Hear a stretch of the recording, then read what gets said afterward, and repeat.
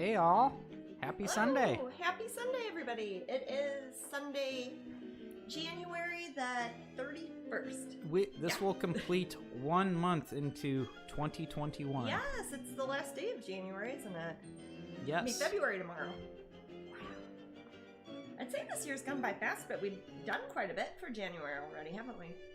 It's been a really busy January. It's been a ridiculously busy January. I think it's from not doing quite as much. I mean, certainly not, not doing live anything events. Last year, hardly. Yeah, probably. But it's trying to get back into the routine of things. Yeah. It's challenging, but it's good. Mm-hmm. It's good to get those have that muscle memory working. Yeah. Especially going back into doing shows so quickly, like at Disney, kind of like going from 0 to 60 super fast. Yeah. But yeah, we were there yesterday, in fact. We were there last night at Epcot. Saw a bunch of you guys there. The weather was fantastic. The weather was lovely. It was not cold like it sometimes... Well, I mean, it's Florida, but it was, I think, 70-something. That's not bad. Yeah, I overdressed, but I was really... I mean, that was fine. Well, you had a little shirt, like a jacket or something on. Yeah. I was warm. I was plenty warm. I even did my double socks. Oh. I don't like the cold weather. Yeah. I had a jacket, but I never put it on. Yeah. Wendy Tinkerbell says it was beautiful yesterday. Yes, it was. Yes, it surely was. It was, and you got to meet lots of people, didn't you? Lots of people. Yes, I sure New did. people, some familiar faces. People I've never met before who knew me. That's always fun. Yeah. People who knew us from Twitch, even. That's always fun. And, man, a lot of the prints were just flying off the walls. Yes, there. Yeah. They were sold out at Wonderground again of the artist Mickey and the Tiana's Magical Evening. But they are, according to a cast member there, they said that they're going to be getting some more in a couple days.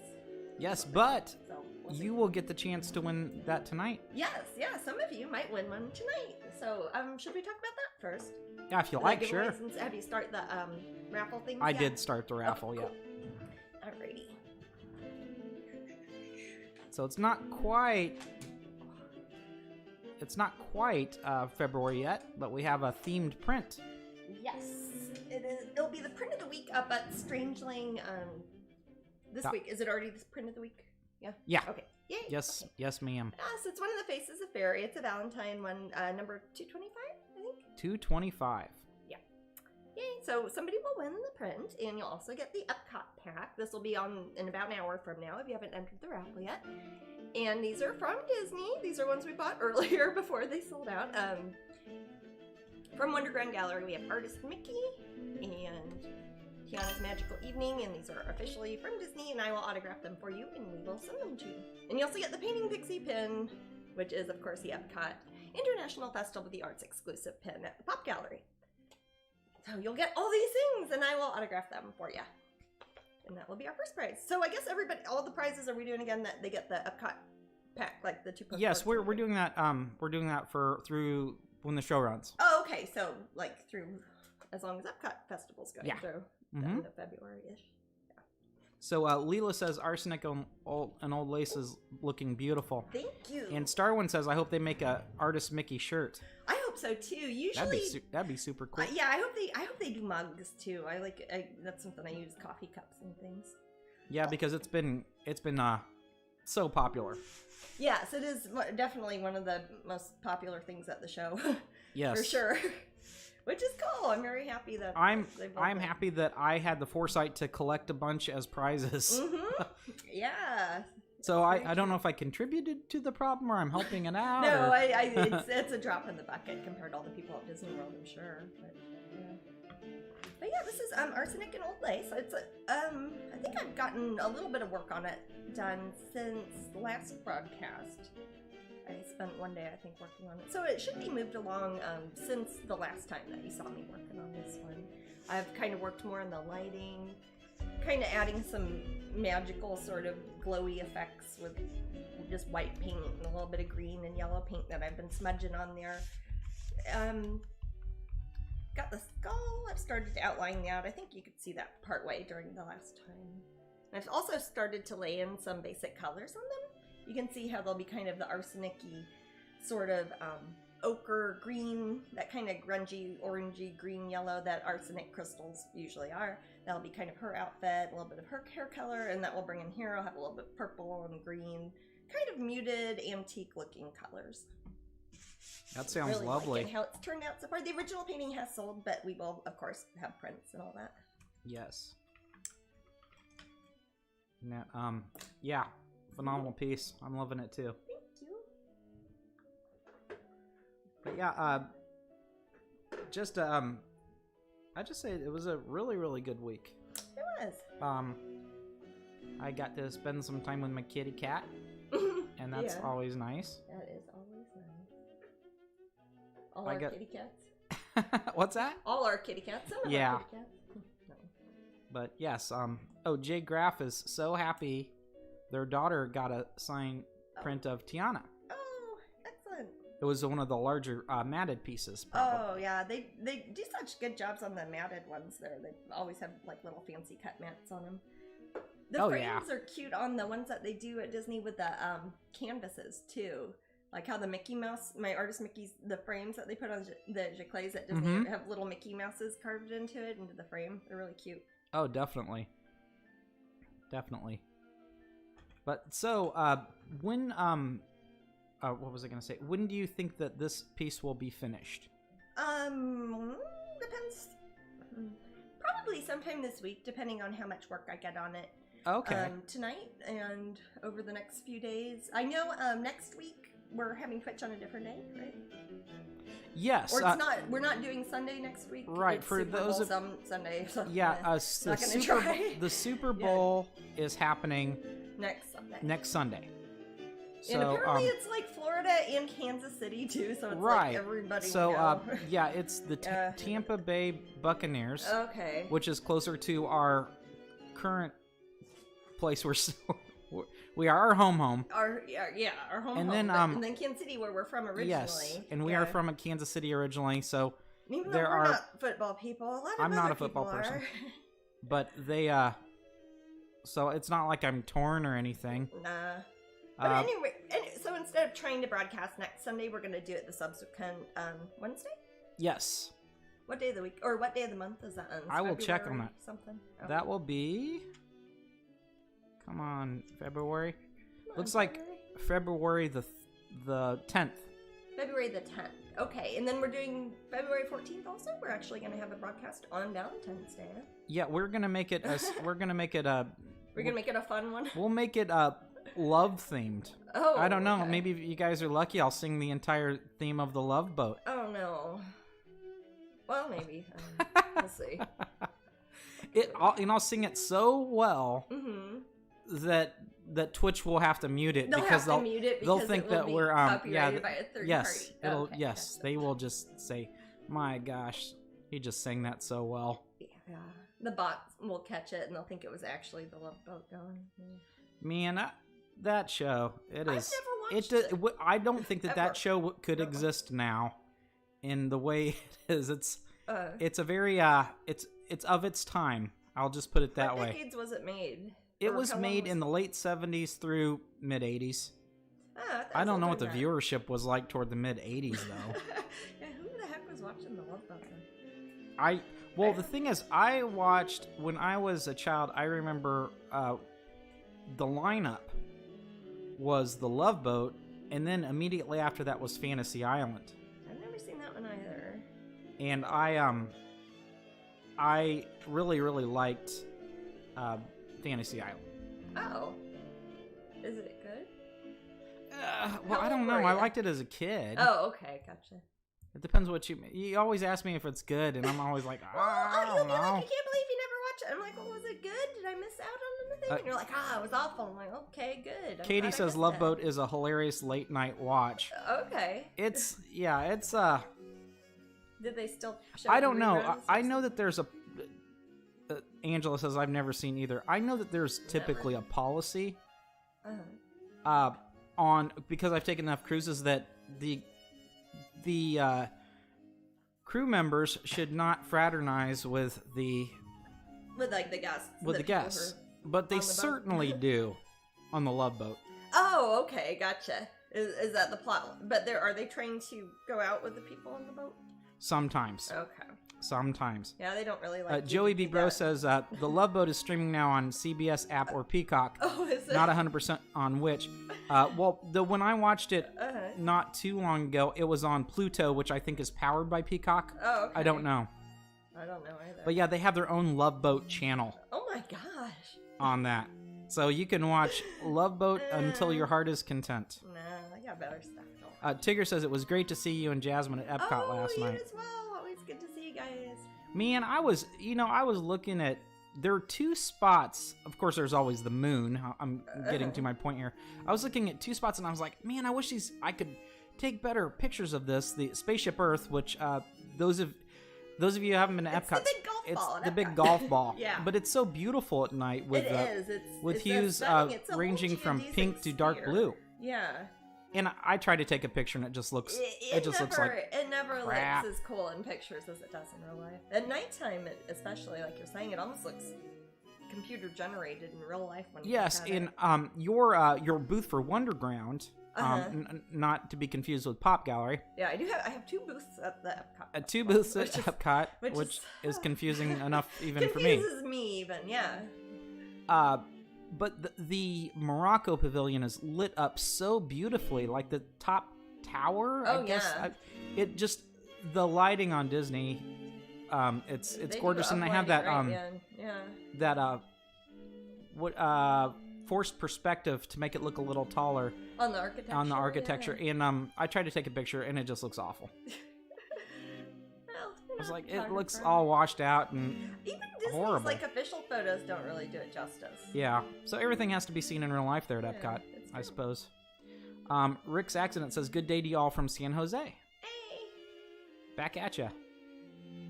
Katie says, I actually got some good pictures, which is impressive considering how much I was drinking. Oh. Well, Epcot would be the place to do so. Epcot would be the place to do so. I was talking to some of Jasmine's fans last night, and the subject of drinking around the world came up, and I said, just do not start in Mexico with tequila. Because if you start with tequila, you just stay in Mexico. For those who don't know, all the different countries in Epcot are kind of all in a big circle, so people will start at one country and get their snacks and drinks all the way through, and they'll get some from each one. Featuring yummy alcohol drinks from around the world. Yeah, they'll have things that are from that individual country, etc. And Tigger says, it was beautiful last night with Spaceship Earth, the full moon and the new fountain lit up. Yeah. Yeah, it's Epcot's a really pretty place, particularly at night. Oh yeah, I remember. It was getting towards the end of Jasmine's signing session yesterday, and there's something about, and I know how Jasmine feels because there's something about talking to people endlessly for a couple hours that kind of makes me hungry, at least. And she and I are at the same time. We're both looking over at the French, the restaurant. Yeah, I'm like, oh man, I kind of almost wish we were in there. And it was just so beautifully lit. It is. It looks so cozy and warm in there, and it's like, oh, I can just see it through the glass. Yeah.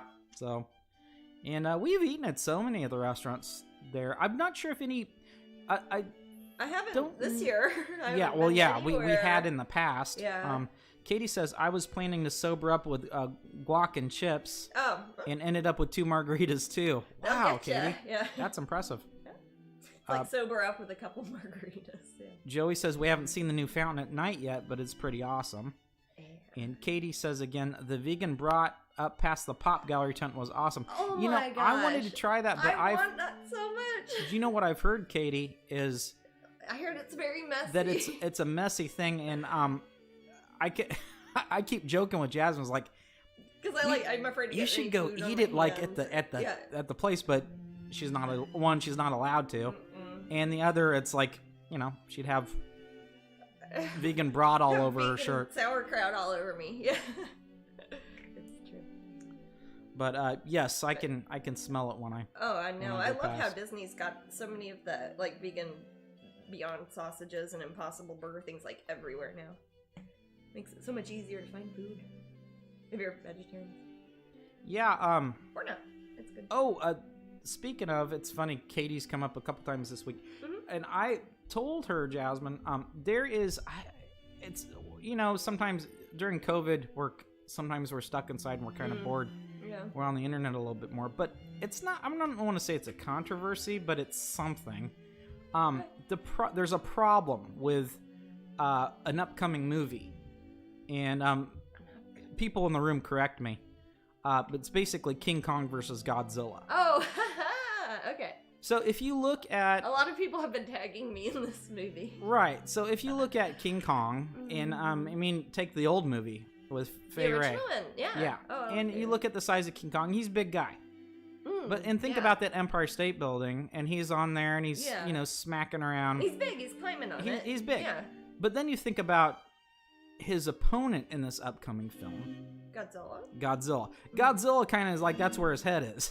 Yeah, Godzilla could knock over the right Empire State Building. Because the older movies, I think honestly, and it's funny because it's not so much that I think Godzilla was that big for the filmmaker's ease of a guy in a horrible lizard costume just kicking around buildings, you know, and those movies are... I love those movies. I'm not, as you guys know, I'm not a fan of Godzilla movies. They're just... I saw one, and it's the same movie over and over over the again. idea. It's knowing that you've got the same sort of structure and seeing how they're going to change it enough that it's technically a different movie. I don't like them because they're great filmmaking. I like them because they're almost an abstraction that humans are a small part out of it, you know? It's mostly just big monsters. I don't know. It makes me think of prehistoric times or something. Yeah, okay. It's like, I almost wish they didn't have the people in it. It seems very so you just want Godzilla just to kind of mill around in a forest? When it shows where they live, too. Like when it shows that they live on an island and it kind of gives their backstories, and I don't know. Again, I don't like them because they're good movies. I'm not going to argue that. You know... well, you were watching Love Boat. I mean... Is Love Boat better than Godzilla movies? Yes. Okay. That's how much I think that. Okay, guys, what's better, Love Boat or Could you combine Godzilla? Them? How about a mashup? Yeah, well, that sounds awful. Okay, he says the Japanese ones that are more traditional Godzilla lore is much better than the U.S. movies. Oh yeah, I've seen them both. I'm not a fan really of the Matthew Broderick one. Also, this is not the first time that Godzilla and King Kong have tangled. No. But this brings me back to the first point. Mm-hmm. In order for the most modern version of King Kong, the most modern Asian Skull version Island King Kong. Oh, okay, yeah, got. Oh, I see. Yeah. In order for him to fight Godzilla, toe to toe, Godzilla's smashing the Love Boat. Yes. See. No one is a fan of Matthew Broderick 1998 Godzilla, says Kate. No. It's hideous. I actually wrote some of the jokes for the riff tracks on Yes, I'm Jasmine credited did. in it. Yeah. I disliked it so much. No. Yes, it's hard to watch. It's just it is. horrid. I mean, it was hard. I remember watching it when we were coming out with the script on it and like trying to find jokes in it. It's hard. It's not, and it's also like 3 hours long, isn't it? Or feels like it is. The Love Boat was pretty good, had some good twists. I applaud you, Allie 372, to find complexity in that very what I would consider otherwise a formulaic superficial show. Okay. But if it had some good twists, it had some good twists. It's nothing I experienced, but I applaud you for looking deeper. That's quite the fan me there. For looking deeper into kaiju movies. No. Okay. Not at all. You're just vaguely disappointed. Right. Now, there are aspects of some Godzilla movies that are good. The Mothra character... I love the Mothra. Well, to be fair, that was a graphic novel in the 40s, or 30s or 40s, before it was ever a movie. Okay. Well, the Mothra character has some value. She does. Oh, thank you, Tammy. 21 months, tier 2. Thank you so much, Tammy. Thank you very much. But King Kong has to grow 3 times his height. Are they going to make that part of the story? I think that they have to. They are currently defending it online now. Apparently, there is a line from one of the characters in Skull Island talking about Kong. These, if you guys seen Skull Island, there are these really weird T-Rex bony gross things. Those guys are badass. I like them. That hey, Tammy says just stopping in. Well, thanks for stopping in, Tammy. Thank you very much. They're really weird T-Rex monster things. Yeah, they're like skeleton monsters. There's something. They look like something you'd fight in a video game, kind of. Yes, they do look like that. It's very video game-like. So one of the characters says, you know, it's a good thing that Kong's here. He's the last of his kind. He's fighting these monsters to protect everybody. I mean, the thing is, King Kong is a good guy. A lot of the kaijus are really there to protect the environment. Protect the Earth, not necessarily humans. Yeah. No. But you know, King Kong's a fellow primate. He might help out a person. So, someone says, and he's going to keep growing. Oh, is he not full grown? He must be the size. I don't remember when I was three times less my size. Divided by 3. 1/3 your current size. Yes, 1/3 my current size. That would be like less than 2 feet tall. I remember when I was 5 or 6, I remember weighing about 31 pounds, so that's a third or less than what I weigh. Okay, so like King Kong. King Kong was you when you were... When I was 6. When you were 6. But you were much taller than 2 feet then. I was. Yes. I was also kind of So it's a height issue. So they have to... So King Kong has to be bumped up in order to go toe-to-toe. Because they want the King Kong from Skull Island. That is the suspension of disbelief that people cannot have for that film. Yes. Okay. So that's the issue. Okay. So I try to stay out of politics. Are people being literal? Yeah. Absolutely. But, you know, they're the ones paying for the ticket. They're the consumers.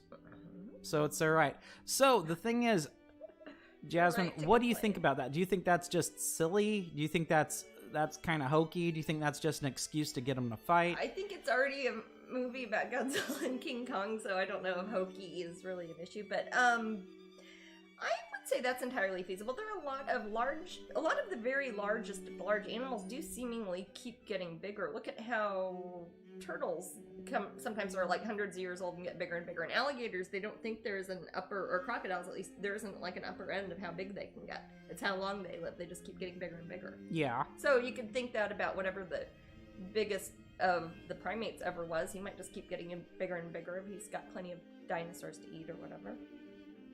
Luna says if I wanted to play or watch King Kong vs. Godzilla, I would play or watch Rampage. Oh, that's a video game I've played. And it was also a movie. Oh, I don't think I saw the movie. Starring The Rock, which was it was a weird one. Blob says just the Mighty Morphing Power Rangers and Jet Jaguar. Oh, yep, they all whoop, they get big. Katie says it just cracked me up, but I'll still go see it. Yeah. I don't. I'd see it at a drive-in, okay, especially. I would say King Kong, in my opinion, its story is not quite the same thing as a normal kaiju story. I don't consider King Kong a kaiju per se, but when he is against Godzilla, I would say he is then kaiju. Well, Godzilla was loosely based off of King Kong, sort of. Maybe so. Yeah. But King Kong actually has a story, and you can write story, and there's meaning, and it's not. It's kind of a love story. It's got. I don't need a love story in every movie. No, it doesn't have to be a love story, but it has. There's compassion there. You're dealing with a. Godzilla just hops around like an idiot, and he shoots. It's just awful. He's angry at the military. Because they exploded bombs by where his birthplace was in the ocean. Yes. You could. It's kind of like in Cloverfield. If you want a more recent, like American sort of. I guess they're going to come out with another Cloverfield that is like the first one. Oh, really? Yeah, I really did enjoy the thing with John Goodman, though. Oh, that was lovely. That I was liked cool. that too. I like John Goodman a lot. He's a great actor. I did not see Pacific Rim, believe it or not, Blob, but it's funny because people with the last name Becket are in it. Yes, there's in fact it's spelled with one T, right? It's one of the only times you see him, and there is a character that is mentioned that has a sister in it named Jasmine, because it's the only other Jasmine Becket that's spelled the way mine is. So like, Jasmine, on the internet. Jasmine is in Pacific Rim. I am technically in Pacific Rim, or something like that. But yeah, did they make a video game out of Pacific Rim? I bet they could. They probably did. It probably wasn't good. It's rare that movie video games are good. Oh. E.T.? No. E.T. is awful. I mean, that's kind of... But it's not... I mean, I don't know if it's the worst video game ever. It's pretty bad. It's often touted as such because... Remember that documentary we watched about it? That about the landfill in Arizona? And it was where all the E.T. games went? Yes. Yeah. And they went and dug it up and they found remnants of them because people thought it was an urban legend, I think. Leela says there are 2 movies that I'm looking forward to seeing, and they are Morbius and Spiral. I don't know what Spiral is, but I know what Spiral, Morbius like the horror is. film? Are they redoing it? I don't know the film. It was a while ago. Spiral? No, it was like around the time, maybe around the time I met you, ish. Like maybe. Allie, I'm pretty sure Resident Evil was a video game first, and then an awful movie. Maybe. Yeah, I'm sure that was a video game first. And Katie says it's rare that a video game made into a movie being good. Blood Rain. Yeah, I'm trying to think. Super Mario Brothers. That's one of the worst things I've ever movie. seen. Dennis Hopper. Luna says I look forward to seeing Morbius.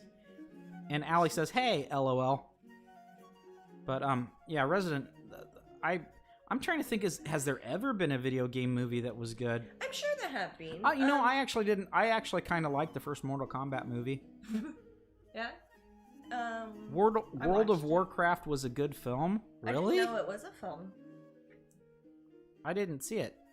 Didn't know. Resident Evil wasn't bad. X-Men was a comic and a video game. Yeah, things that were comics it was a comic. Are a little different. It was a comic though. Or like I was telling you, Maddie Mothra was a graphic novel in the 40s. Silent Hill's not bad. Silent Hill, yeah, that was kind of an. That's it had true, some Mountain. real actors in it. That's true. Yeah. I'm trying to remember World of Warcraft as a film. Was it animated? Mm-hmm. Or was it like CG animated? Gadget says that I have to watch it and let him know. Okay. Mm-hmm. Witcher. Well, Matt can. Witcher. Yeah, it's a TV show. Yeah, I watched. That's a I TV still need to finish it. Yeah. It's was a book series first. Oh, okay. Then it was it was book 1st. Mm-hmm. Then it was a video game. Then it was a TV series. Mm-hmm. So something was a book first. It gives it a little bit more depth, I guess. Sonic. I never saw that. Did anyone end up seeing Sonic? Oh, you know, actually, I like the Pikachu movie. Detective Pikachu was fantastic. Yeah, you liked that. I didn't see it, but you took the kids to it. The nieces and nephews. Yes, it was phenomenal. And they liked it. Yeah. Yes, Detective Pikachu was. Might be. It looked. Trying to think if there's a Pikachu looks better video game movie that I've seen than that. That might be the best one. You and I, Matt, have had this conversation before, and I think we came up with something, and I'm trying to remember what it was. And people like Sonic in the room. I remember they had to fix his teeth because it was freaking people out when it was the preview. Really? So they did it. As someone who grew up on Pokemon, I absolutely love Detective Pikachu. Oh, that's Brandon. Oh. Hey, I'm happy you saw that movie, Brandon. I would have recommended it to you if you hadn't. Which one? Detective Pikachu. Yeah, but it's Tron. Tron was a pretty.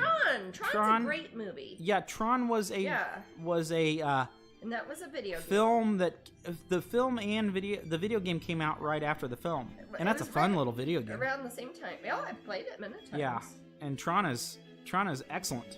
Anytime at Disney fantastic there's any concept. arcades, they always have that. Yeah, that's a very clever one. Yeah, the Tron sequels really also. I love the Tron sequel. A lot of people didn't. I thought it was cool. I liked it. It's all right. I really liked the first one a lot. Oh, Spiral's the Saw dude. Yes. Okay, yeah, it's like his origin story, maybe. Yes. That's what. Bob's Chemist says, "I love Tron." My mom loved it too. Yeah, my dad liked Tron. He showed it to me when I was little. Do you know what movie I think's underrated? Which one? But I thought it was cool. Speed Racer. I didn't Came out a see- few I didn't years see ago. that one. Probably about 8 years ago or I something. didn't see that either, but you saw it in the theater. Tron is going to be a new ride at Disney. Yes. I hope that happens. Yes, I hope so too. But it will. Oh, Street Fighter the movie is horrible, and I love Jean-Claude Van Damme. Oh, that was bad. I don't remember if I saw Street Fighter or not. Katie says I love the 2009 movie, so awesome in 3D. Was that Speed Racer? Okay, yeah, it was. I guess it was 2009. Yeah, Speed Racer was cool. I didn't see that one. It was well done. Was it American? It had a international cast, Mm-hmm. but yeah, Any actors that... John Goodman was one of the. He was I was going to Pops. say, was John Goodman in it? I know Yeah. I mentioned him. I didn't want to sound stupid. Street Fighter was very tongue in cheek. It was a laugh.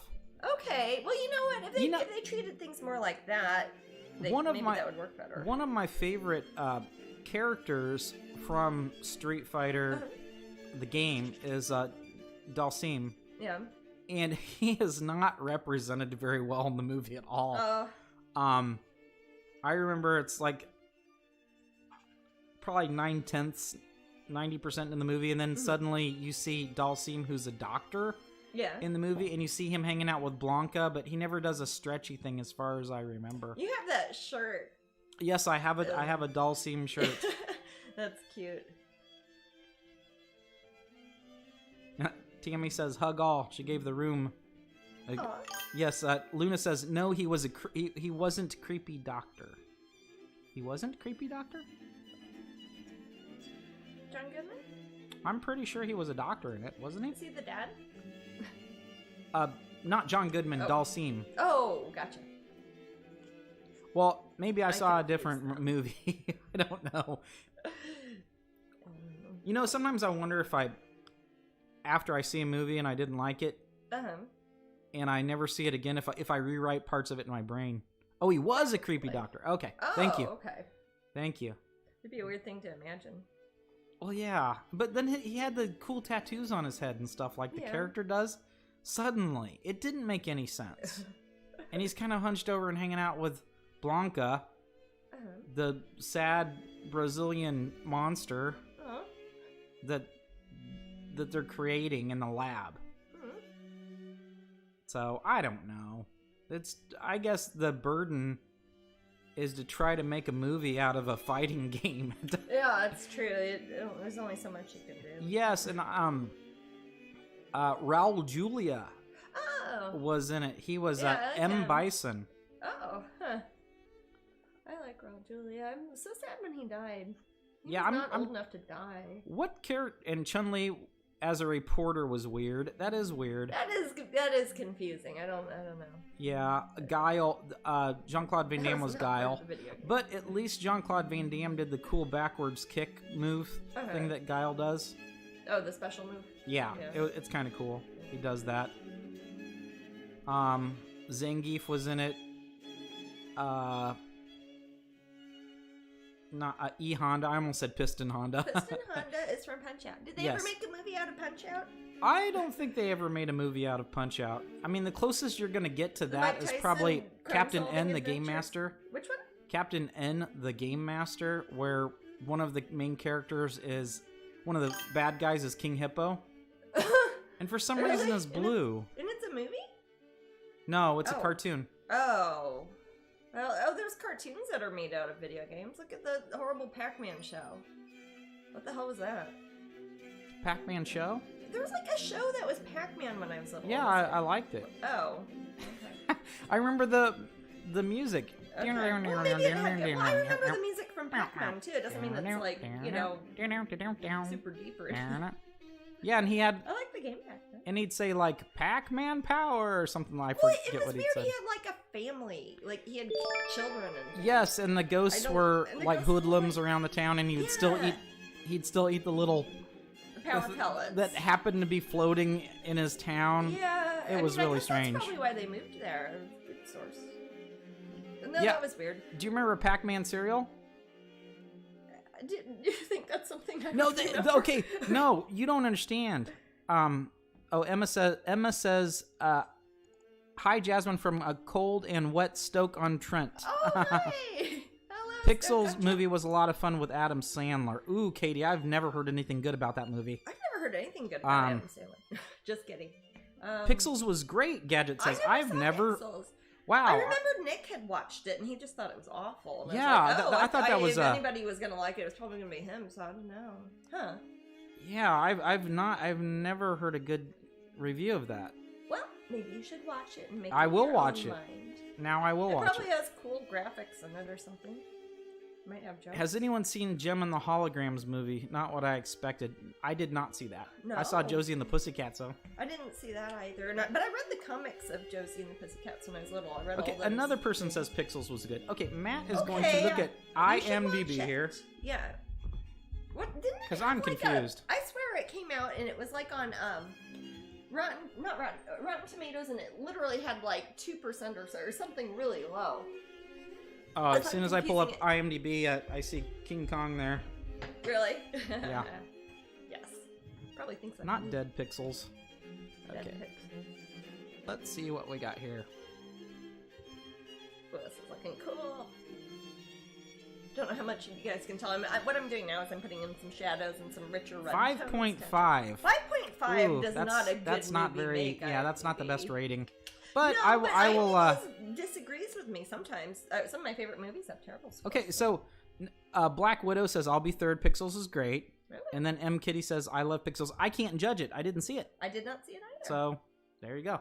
All I saw was The that it comics had Adam Sandler in it. I used the comics I used read were you used to read were Yeah. Tales from the Crypt. Oh, I love those. Well, I love all those old horror comics. We have millions of those, don't we? Mandy? Okay, so there's like, is there anyone in the room that didn't like Pixels? Or Jasmine, do you have? Wait,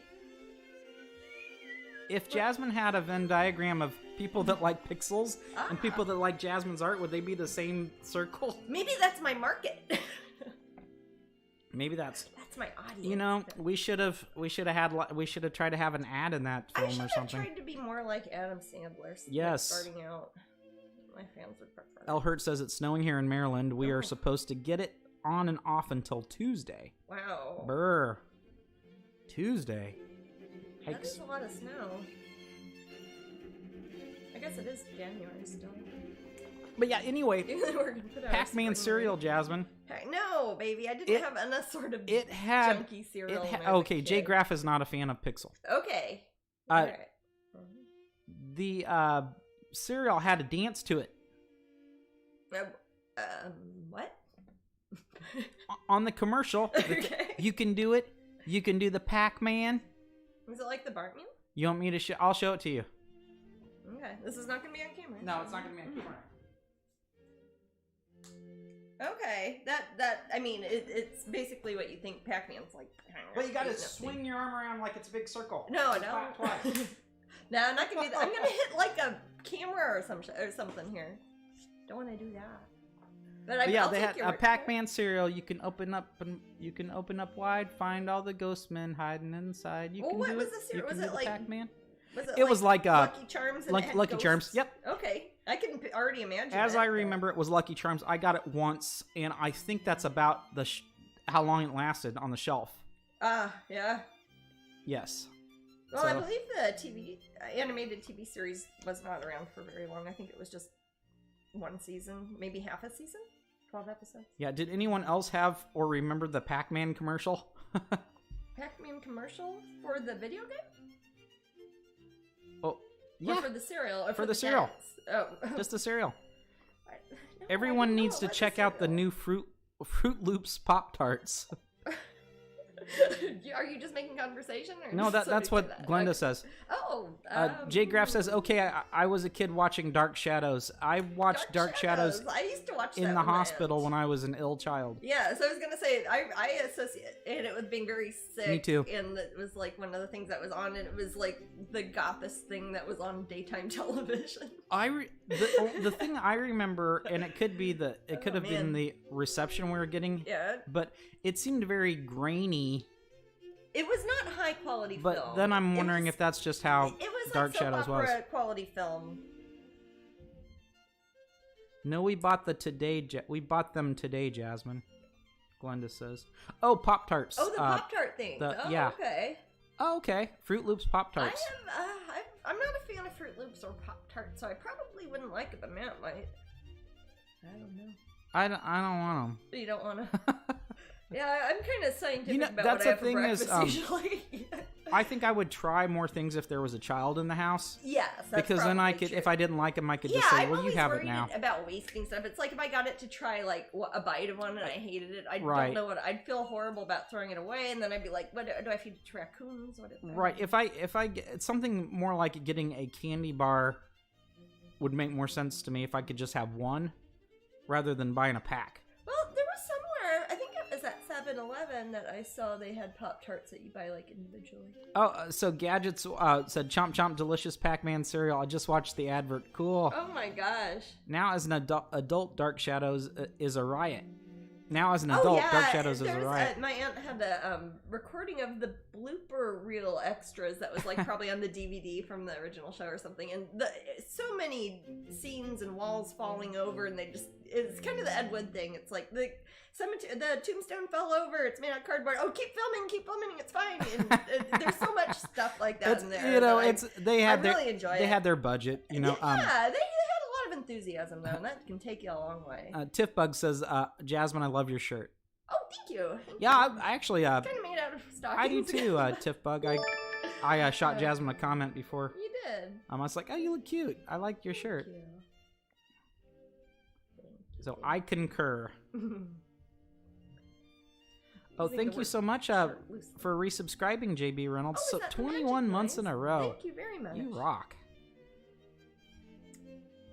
I used to work for Kellogg's, and I used to try to get all the new stuff. Jay Graff says, "Oh, that's cool.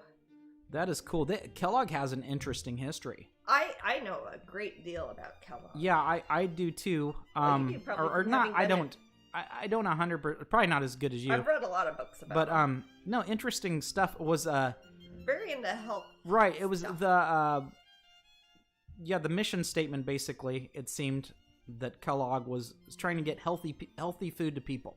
Yes. Yep. You can't complain with that. No.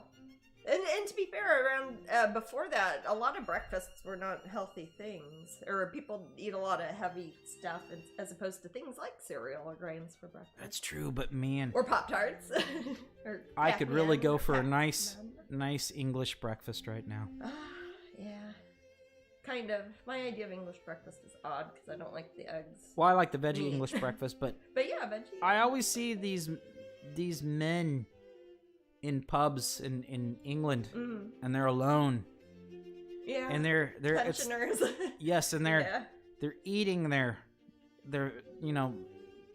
English breakfast, and they have a huge pint at breakfast, and I'm like, that's the English way. You're retired, and absolutely, go for it. Why not? It's like the same, like 5 old men probably get together and sit and have their breakfast every morning and get drunk for lunch, I guess. I don't know. And they're always cheerful, and they smile at me. True. Jane Jolie says, "Jasmine, this painting is so beautiful." Oh, thank you very much. I'm really liking how it's turned out. Yes, and Jane, this is titled Arsenic and Old Lace. And it is not specifically based off of the play, but contains similar themes. And I love the title. Oh yeah, and I like the play. I like the film too. We were saying Jimmy Stewart last week, but it turns out it was Cary Grant. It is which Grant. I have I mix them up probably because I'm not of that era, but I see them as kind of interchangeable. I would say Jimmy Stewart has more versatility than Cary Grant. Jimmy Stewart is much better. Well, not always. He's usually he's a better comedic actor. Well, he's funny, and he can also be a cowboy and stuff. Everybody can be a cowboy. Oh, try telling that to a cowboy.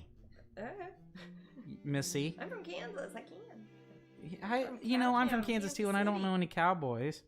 Or I'm from Missouri, rather. No more, as all pubs have been shut nearly all year. Well, yeah, Siren. Yeah. Well, I haven't been to the UK for over a year either. Fair enough. That's not what I meant. All these COVID spreaders. Yeah, I know. Having their breakfast at the pub. Please tell me what an English breakfast is. Well, gosh, there's probably 9 people in the room that could say it better than me.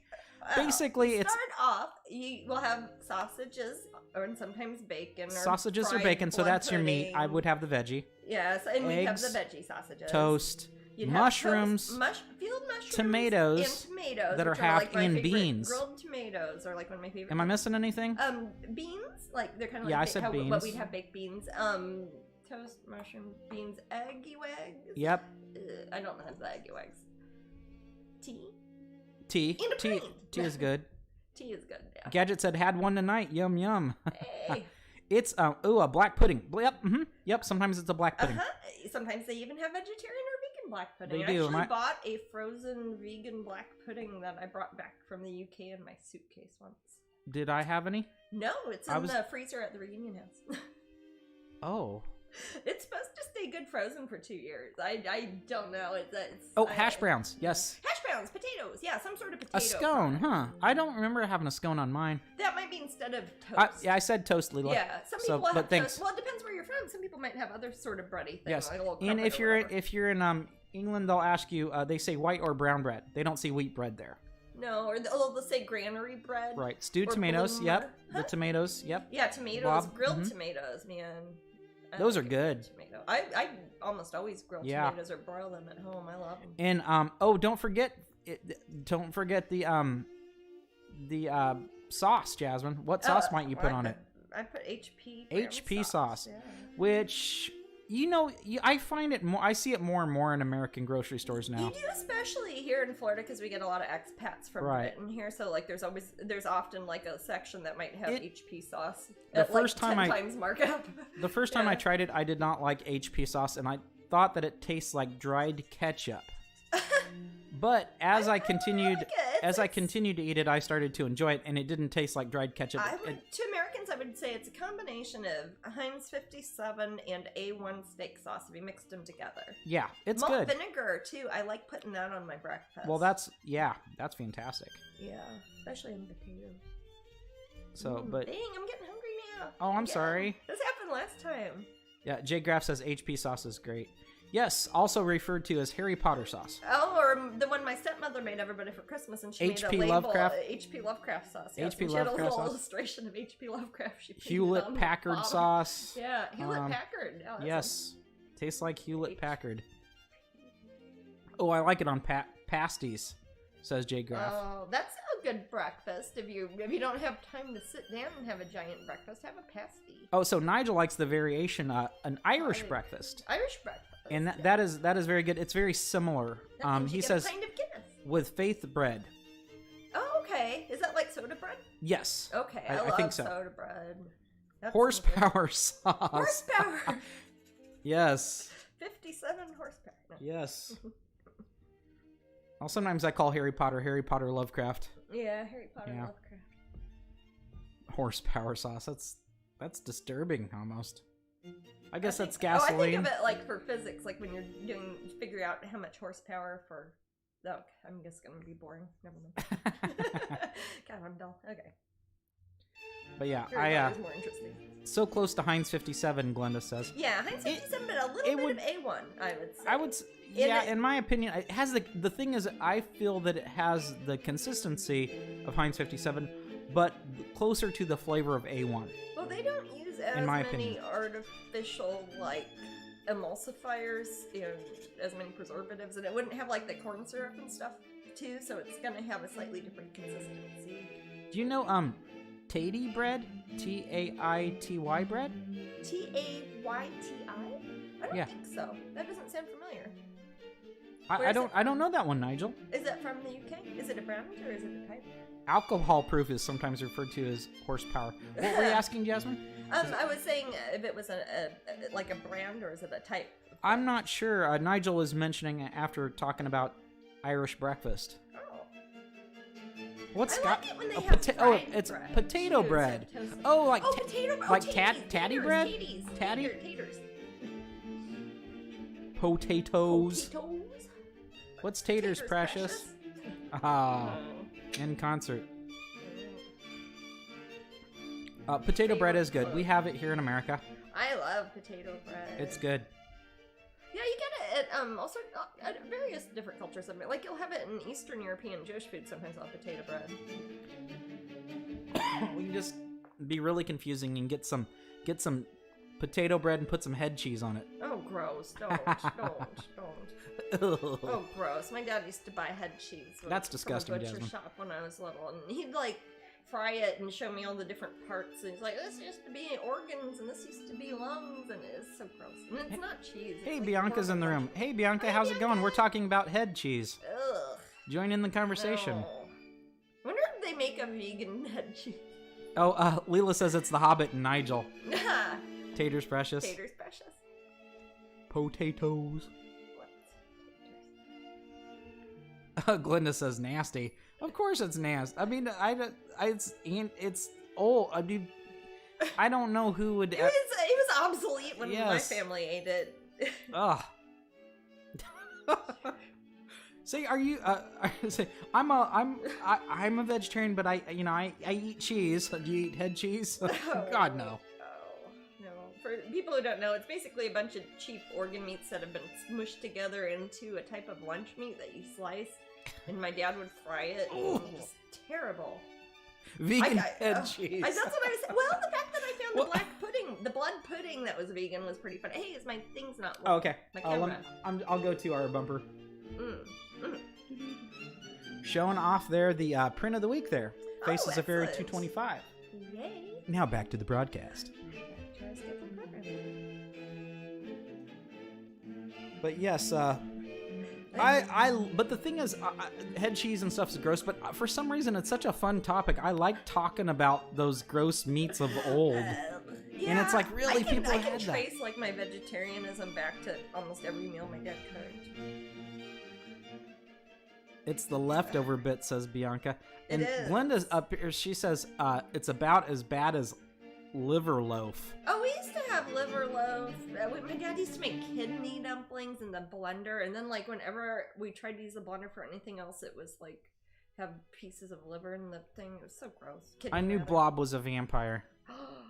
But the key ingredient in black pudding is blood. It is. And then with a little devil sign, Jasmine. So that's what I wonder about my vegan blood pudding that I have frozen. That The thing is, I question the vegan blood pudding and the vegan head cheese that we've mentioned there. The thing is, vegan is yet another. It's further removed from vegetarianism even. The fact that a vegan would say, "I remember head cheese enough to simulate the flavor," is kind of weird to me. It would have to be maybe if it was part of a cultural thing, or maybe if it was affiliated with a holiday, like how we have we specifically will have a vegan tofurkey. You know, it's like, not that I even really want a whole turkey necessarily, even if I ate meat, but it's like Thanksgiving, so you feel like you're supposed to have a turkey, you know? There might be something like that for blood pudding and head cheese and other types of... It's true. Jay Graff here says, my dad would fry up blood sausage. Yeah. And Blob says, ew, pork brains in my milk gravy. Yeah. Yes, that is obscene. The thing is, but, just going to put in my 2 cents, and I think Jasmine would agree with this, and a lot of you in the room probably. Probably. What is it? The fact that it's not wasteful. Yeah. That's kind of cool. That's true. So if you're like, I remember a guy, when I think your dad did this too, Jasmine. I remember a guy when I was younger, after KFC, he would snap open the bone. Oh, we had to. And suck out the marrow. Our plates were not finished unless we ate the marrow. Right. So. Yeah, and I can tell you that's probably why I don't eat meat now. So, Ugh. it's kind of like, it's kind of almost goes back to Native American philosophy, is like use every piece of that animal. So, yeah, I mean, my dad's still like that with things. Yeah. Last time I went to his house, he was cutting up a deer with a chainsaw. And I was not present, right? You were upstairs. Yeah, he'd probably tell me not to come down. Yeah. Alcibiades was there. That's so gross, Jasmine. Okay. U.S. East Coast folks may be familiar with scrapple. Oh, that is a lot like head cheese. Jasmine, that's what you said is my beard. Yes. You're saying that my beard is head cheese? My beard? No, scrapple's like all the little bits of leftover meat, and you put it like with gravy, and people eat it on toast. There are vegetarian versions. Was it Scrabble, Scrapple, and beard? Yep. Aw. That's pretty gross, Scrapple. Yeah. I'm more familiar with Scrabble. I'm good at that. America's good time game. Yeah. Jasmine and I are both good at Scrabble. But I remember watching that documentary when those guys are really good at Scrabble. Those guys are so cool. They're not cool. Scrapple is basically haggis. Okay. Organ meats, man. Jay Graff says, we are only 2 or 3 generations from the Great Depression, and my grandmother would do dishes from then. Oh, Yeah, dude, I see. like meals from For a them, second, I yeah. thought you meant wash dishes, Jay Graff. Yes, That's a lot of dishes. I think Jasmine's demographic wise, none of us, neither one of Jasmine or I come from well-to-do families, so everybody got by. Yeah. So even when you had Great Depression people that weren't that long ago, and you don't have a lot of money, Yeah. you keep doing the Great Depression. Yeah, things. exactly. It's like I tell kids sometimes that I grew up in the Great Depression because my dad my grandma did, and my dad just kind of lived the same way after that, and we didn't make it into this century very well. Right now we're sounding all like old fogey, like it's not back in our day. It's like what and things, like all sorts of. I mean, but, we used to eat frogs. I mean, ugh. Oh, that's disgusting. The lucky thing with my mother, what's cool is she was when she was pregnant with me, she was a vegetarian. She wanted to make sure that she didn't have meat when she was pregnant. Like how with me. people would stop smoking or drinking or yes, she she had nothing with me, so that's why it came out so darn good. Jasmine's like, oh yeah, but my family was eating frogs. Yeah, she adopted a vegetarian lifestyle in the 70s, and there were so many books, and we have so many of them. I do. I've got that so have many very old vegetarian books. They're magnificent. very modest meals that are cheap. Yeah. That you'd make vegetarian, and that's a lot of the weird food that I know. The homemade food that I know is weird vegetarian food. Yeah. So that I still sometimes crave. Well, lucky for you, I know how to make a lot of those things. Yeah. I can make seitan from scratch. Give me a bag of flour. I can make any fake meat in the world almost. But my family did go in and out of phases with vegetarianism, and I was kind of like, I went along. I was a kid, so I was kind of subject to that. So I have had things like pork chops and plenty of hamburgers. I mean, when I was a teenager, I once ate 23 McDonald's cheeseburgers in one session. And people, so you got all your lifetime of meat eating done early. I think I did. Okay. Right. I ate 23 cheeseburgers in one session. God, I think the only time I remember going to a McDonald's was in India, and they don't serve beef at that. At the ones in India. No, they don't. Oddly enough, yeah. they'll have chicken, but they don't on serve one beef. side of it. On one side of it, and they have people in green aprons, and I had a mixed spicy paneer. Blob help says you like needed 30 calories, and some of those old era recipes were doing just that.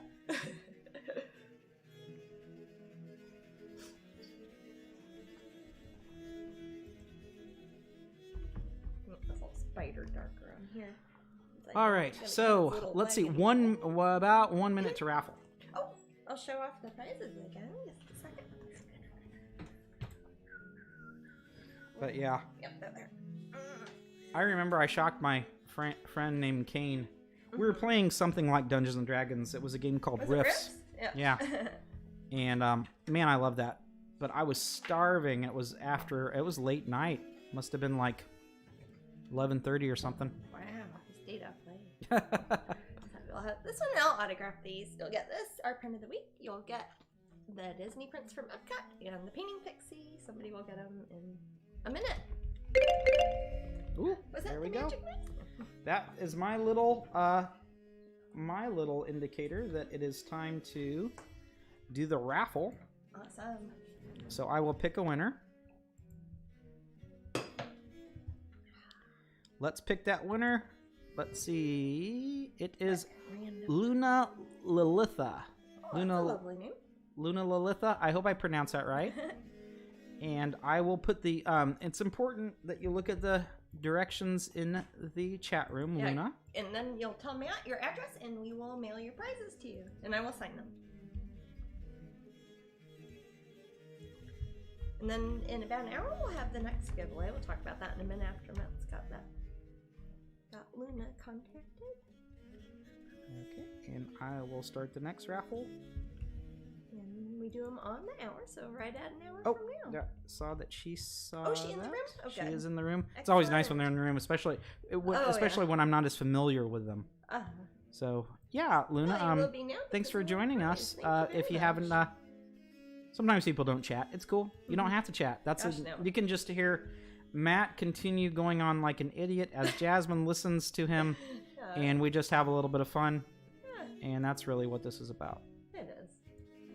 And I will start the next giveaway, which is a pin giveaway. Yeah, so Lots you'll of get pins. It's so many pins. It's kind of wacky. I was gonna say, God, how many Wacky with pins. Because it's still January, so they'll get the swans.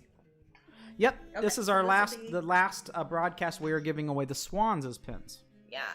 Well, it's because it's the last day of January. So Correct. similarly, this is the last day if somebody were to join Patreon. It's the last time that Very important to mention that. Yes, yes. So if somebody's thinking they want these pins, you have until midnight Eastern time today. Is that how it works? Because then it turns into January or February, and we'll have different pins. So, but this is our current pins of the month for January. Anytime in January, and you will be winning those. Our prize winner for the next hour. And you'll also get the Painting Pixie and the Epcot Disney prints too. So we'll have a nice little packet and we'll mail it off to you. Woo. Oh boy. So yes, I like that second raffle. Mm-hmm. Pins are cool. I like them. Hey, did you show off those pins? what did I just do? I don't know. I was looking at other stuffs. The black swan and white swan. Oh, the unsealy. No, Yeah. I haven't shown people those yet. Hey. Hold on. They're really cool. These will Patreon people. You know which day these are going up for sale, and you guys know what time. You guys get to find out first at Patreon, of course, and these will be available sometime this coming up week at Strangeling.com. The limited edition set of 250, and this, of course, is the Unseelie Apocalypse set. So you've got pestilence, war, famine, and death. And we will those will be up on the Strangeling.com website sometime this week. If you want to find the exact time, if you're worried about missing, because we do only have 250 sets, then you could go look at my Patreon page, and it says what time, what day, set your little alarm, and hop up at Strangeling.com. Pretty cool. Leela wants to know what the pin for what is it? Did you say March, Leela? What the pin for March is going to be? I think, is that the one I decided to do, Zombie Kitty? Do you want me to say? I don't know. Do you know? I think You remember? I think that you're doing designed several. Zombie Kitty. Mm-hmm. I think Is that the one that's for March? I think so. Okay, for sure. Yeah. Okay, yeah. So, okay, Zombie Kitty. Well, I remember for a while I was thinking about doing Twilight Delight, but I think I'm going to do that for maybe April. Bianca says that she hopes you had fun at Epcot. Oh yeah, we had a great time at Epcot. And I told her, yes, I saw a mariachi band. Yes, you know that band rocks. They are really good. They're a talented group. They mariachi. Yes. I guess they mariachi. But I love a mariachi band. I think sometime I am gonna hire a mariachi band for some reason. Like for an event? Yes. Or a wedding or something? Something. I don't know. My own private enjoyment. I don't know. I was like, I'm bored. I'll get the mariachi band on the phone. And just have them come. To a nice restaurant, or you just want to hire a mariachi band and have Del Taco in the backyard? That sounds wonderful. Huh? I don't know if there's a better time than that. That sounds pretty great. I want Del Taco to cater. Ooh, or Chronic Tacos, those are good too. Yep.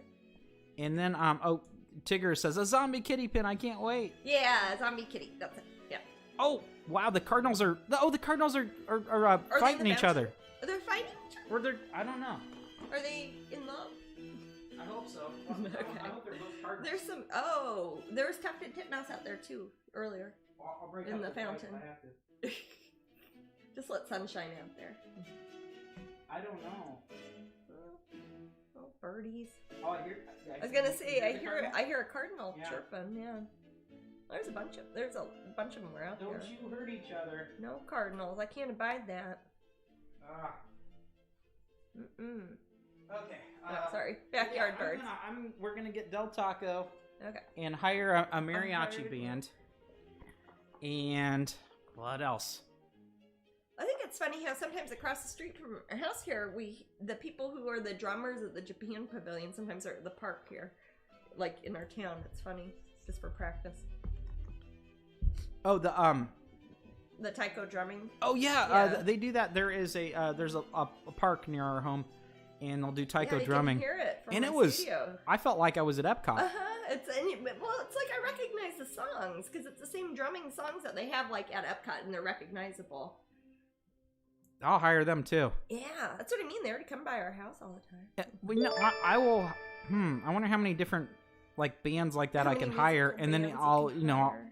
I'll make them fight in Mortal Kombat. No, that's not how musicians work, baby. Not too many musicians. I think I'm thinking more of a. I'll be like Jabba the Hutt and like and have a cantina. yes, Okay. and I will make the mariachi band fight the taiko drummers. Oh. Hey, I don't Drummers know. have good arms. Oh, thank you so much, Jack719. Oh, what's that? 15 months. Oh, lovely. Thank you. Thank you so much. But yes, I will you know, not to the death. I'm not Okay. cruel. Okay. No, I don't think it's right to make other people fight for sport. Just 'cause Okay, they're in your yeah, debt. you're right. I shouldn't do Okay, that. no. I'll make them play music. Well, that's their job. It's like Yeah, it's like, okay, Yeah. it'll be like a then it starts to turn into like Star Search. Oh no, let's no. See, you've lost me now. I haven't really watched that much other, but I'm assuming it's like Love Boat. Star Search Don't Star Search is contradict me. basically like Love Boat. Okay. Yeah, it's I'm assuming basically the that's same. also American Idol because I haven't watched that either. Okay, so Leela's got a questions about pipelines. Oh, okay. I know that the Poe pin set is in the pipeline, but Yes. may I ask if the seventh deadly sin is also in the pipeline? Yeah. Sorry to keep asking. Oh no, I like talking about pipelines as long as they don't involve natural gas and tribal lands. But yes, the other unseelie quart, since I have done 6 of the 7 deadly sins, one of the next paintings I'm going to be working on, which will be for the Corey Halford Gallery 15th anniversary show, will be the final of the 7 deadly sins, and that would be Vanity. So I need to paint her. I'll probably be working on her next Twitch. I'll be working on the painting. So once I finish the painting of that, that will give me 7 sins. And since I like to do the pen sets in group of 4, I was thinking about doing a group of 4 of the sins, and then another set that's like 3 of the sins and the devil painting I have, because that's kind of the same format. You know, the one that was for the tarot deck? I do. That's called the devil. Yeah. She's got kind of like a circular background, and she has some historical art references around her, so I think she would fit in really well, and then it could be an even set of 8, if that makes sense, because there's only 7 sins. And the devil's in charge of all of them. Yay! You know that the character that you'll paint in Vanity is so vain. I bet that she thinks that painting is about her. She does. I should Yeah. make it look like Carly Simon just for the hell of it. She's pretty. I like Leela her. said that'd be awesome. Yeah, And thank you. absolutely, Leela. And Blob Help says love devil. Yes. Yes. Love devil. Love devil. I thought so, Devil. Blob Help. Devil. You're showing your true colors tonight. Heck yeah.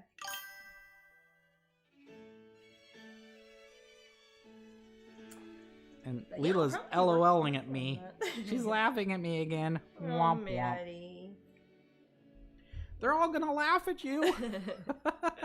You know, I always thought it was be fun, a good parody of Carrie. I might do this in some capacity, where you guys are probably familiar with the movie Carrie, and her mother's the just original one, yeah, yes. Piper Laurie And and Sissy Spacek. Carrie decides that she's gonna be a stand-up comic. So her mom is really against this idea, right? Because her mom's I want people to all laugh at him. yes, and she says they're all gonna laugh at you. They're all gonna laugh at you. That just makes me happy. Makes your heart happy. We saw that at the drive-ins. Oh yeah, that was great. It actually holds up pretty well. It does. I like that. I like the movie. It's good. It's a good movie. In my gosh, listening to Piper Stephen Laurie.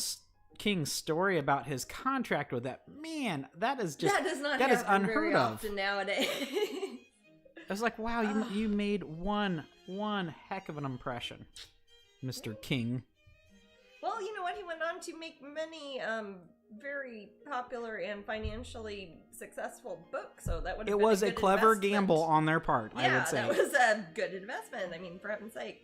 People could even say, like, oh, a Stephen King, like it's a thing, you know? Leela says, thank you for lifting my spirit. So I was thinking about Stephen King, then I thought about the movie Sleepwalkers, and I wanted to tell you, last week, I think we're talking about on Twitch, yeah, we were talking the about movie Cat People. Yes. Well, I got a chance to finally show that movie to Jasmine. Mm-hmm. So the British one with Malcolm McDowell. It's not British, it's American.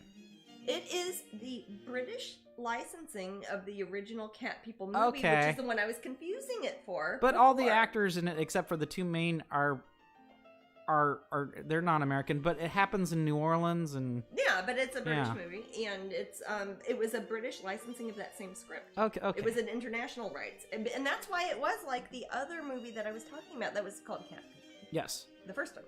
But this had been this was a movie that I hadn't seen since I was a child, and I was like, oh man, I can't believe I watched this as a kid. Yeah, that's not for kids. But... It's But yeah, it's Malcolm McDowell and Tassia Kinski. It is really, really good movie. Great music too. It's got better rating than Pixels on IMDb. There you go. I think it's 6.6. Oh, that's not bad.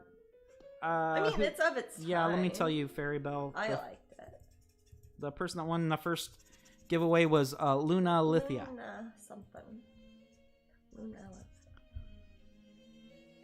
But no, I liked Cat People a lot. That was great. So David Bowie did a song for the film. And remember we heard it on the radio too. It's just right before that. Yes, it was on I have Sirius XM in my vehicle, and I'm fond of a station called First Wave. Which plays a lot of the songs that I like from the 80s, and it was playing that song, the theme song from Cat People that I had never, and it actually says the theme song from Cat People. It's the name. But it's also called something with gasoline. Yes. Putting out the fire with gasoline or something. And I took a picture of it, the little screen, and I sent it to Jasmine. I was like, now we kind of have to watch it. So we watched it just last night. Watched it right after Epcot. Yeah, like right after our Epcot show. But Jasmine was very impressed with it. I liked it. It was my sort of movie. It had kitties in it. It showed a lot of New Orleans, too.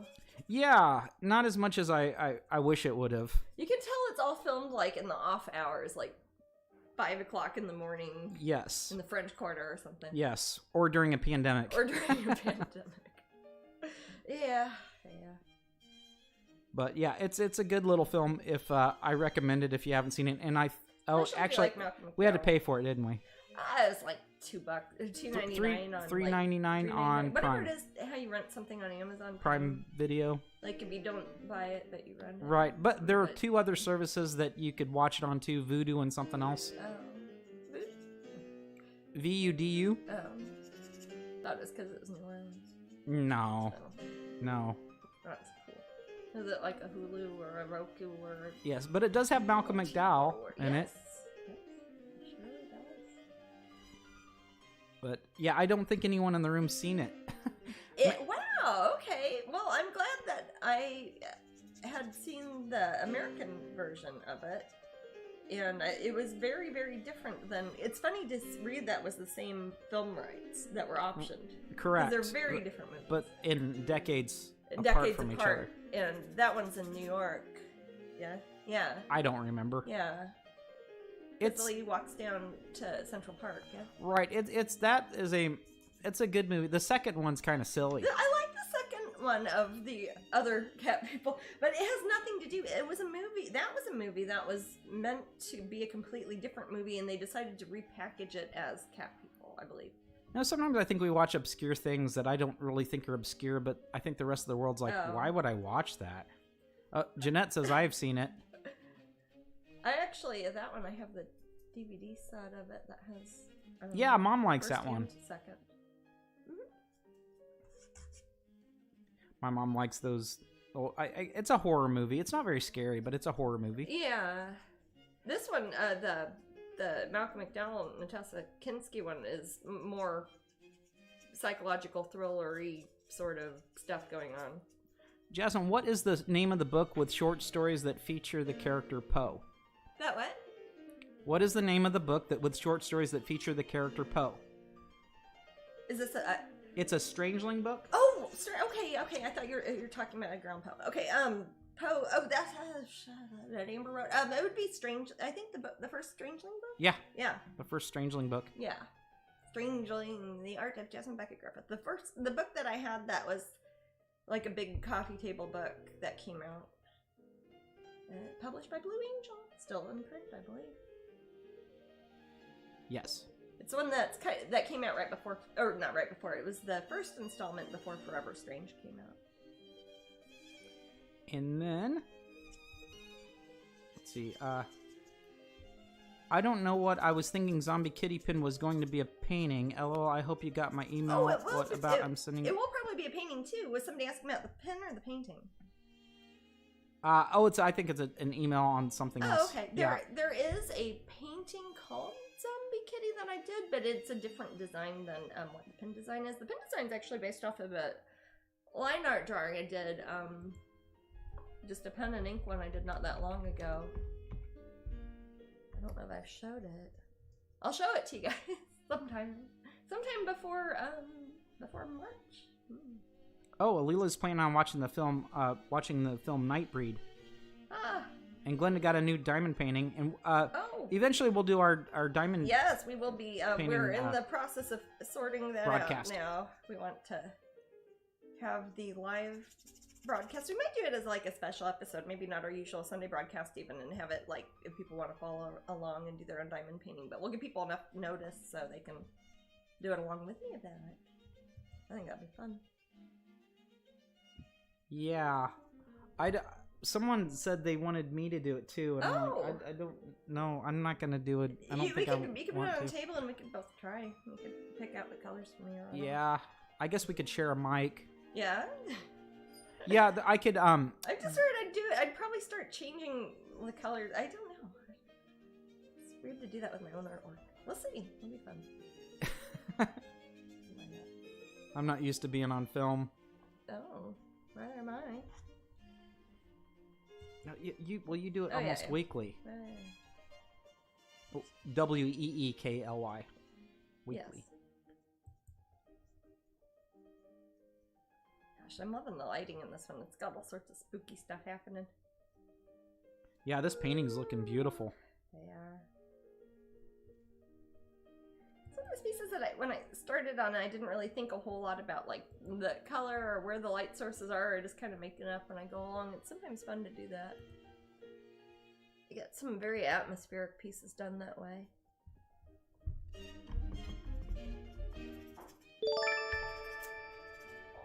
Matthew Beckett has subscribed for 33 months. Oh man, does that mean I get to live to be 45 for sure? Okay. I don't know. Yay. That guy is so cool. 44. I like him. I like him. I like his name. Yep. Sort of name, if you get it, you can get closer to the top of the alphabet. So yes, someone said they saw the Natasha Kinski version from 1982 when they were a kid, and that is exactly the one that we were talking about. Yes. I'm not camera shy, Kieran. I just there's a difference between being camera shy and just not liking to be on camera. I'm not shy about it, but I like for it to be on my own terms. But I guess a lot of us are like that. Well, yeah. No, I like to be on camera against my own terms. Oh, yeah, does it always have to be for or against?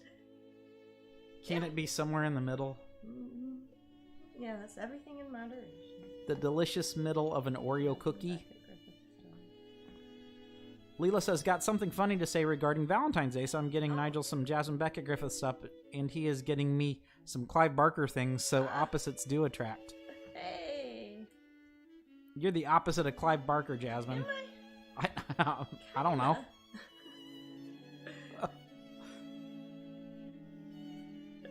That's funny to think of. No, I would imagine you're probably in a lot of the same circle. As I say, we're both illustrated professionals. Yes. Work in some of the same genres. I think we've been at some of the same conventions. I'm not sure if I'm not sure. Maybe. He was at, I want to say he was at Dragon Con one year when we were there. I didn't see him. Or if I did, I didn't notice him. I don't know if I'd recognize him out of the lineup. But yeah, Clive Barker is someone that just has created enough to be like kind of legendary, you know? Yeah, to the point where you can use them as an adjective, like, hey, that's kind of Clive Barker, or a verb. Yes, Clive Barker. I just Clive Barkered yes. myself. Exactly. All I want to do is darken the day and brighten the night. Oh, that's kind of sweet, Bob. Is that a Clive Barker quote, or is that from Nightbreed? Maybe he's just making conversation. Oh, we've got, speaking of book, we've got our little bookie book. Our little story. Oh, are you going to read a Charles Burlett story to us? Why don't we take a quick break? I need to get something to drink. Because I need to get some yellow stuff off my hand before I start putting some of the purple in a few minutes, we'll pick one of those weird... And those are strange tales. Yes. Tell me if it's Charles Burlett's. I remember there was one last week that someone talked about. But Psychic Detective. Somebody wanted to hear Psychic Detective. Okay. And I said, we'll pick that one last time because the one we picked last time was kind of boring. Okay, I'll try to find that. Okay, so we're gonna take a little break, and then I will be back, and we will in a minute we will read the silly story. Okay. Yeah, I got a bunch of yellow.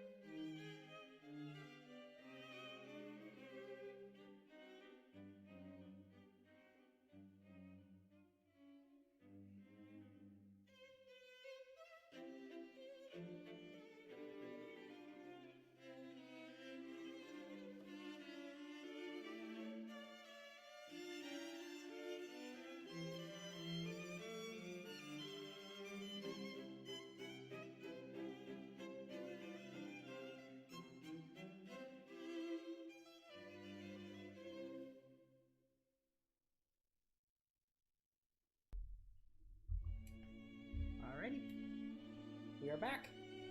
We are back. And we're going to have Psychic Detective, was it? Or what was the actual name of it? Psychic Detective. Oh, okay. I was like, isn't that the name of a show or something too? Or am I thinking of something? I think so. Probably. It's probably on ID Discovery. Yes, actually, somebody in the room sent me a message. I think it was on Facebook that said, "Hey, I bought this book." They bought the Charles Berlitz Yeah. book. So you owe us one, Charles Berlitz. Yeah, Charles Berlitz. I wonder. Yeah. Well, that's why we credit people. We I have no idea if the. Is he still around? Do you think? I'm not sure. It's rude to ask that maybe because maybe he's very young. I don't know. That's true, but I mean we've had that book for decades, so I don't. Yeah, that's I right. don't know. Psychic Detective. Okay. This is one, I just want to say, if people have not joined us before when you do this, this is Matt reads a selection from the book. What is the name of it? Unexplained. Oh, well, how would I know that? Maybe I can't see the screen. I just want to make sure we credit this and explain what people are doing.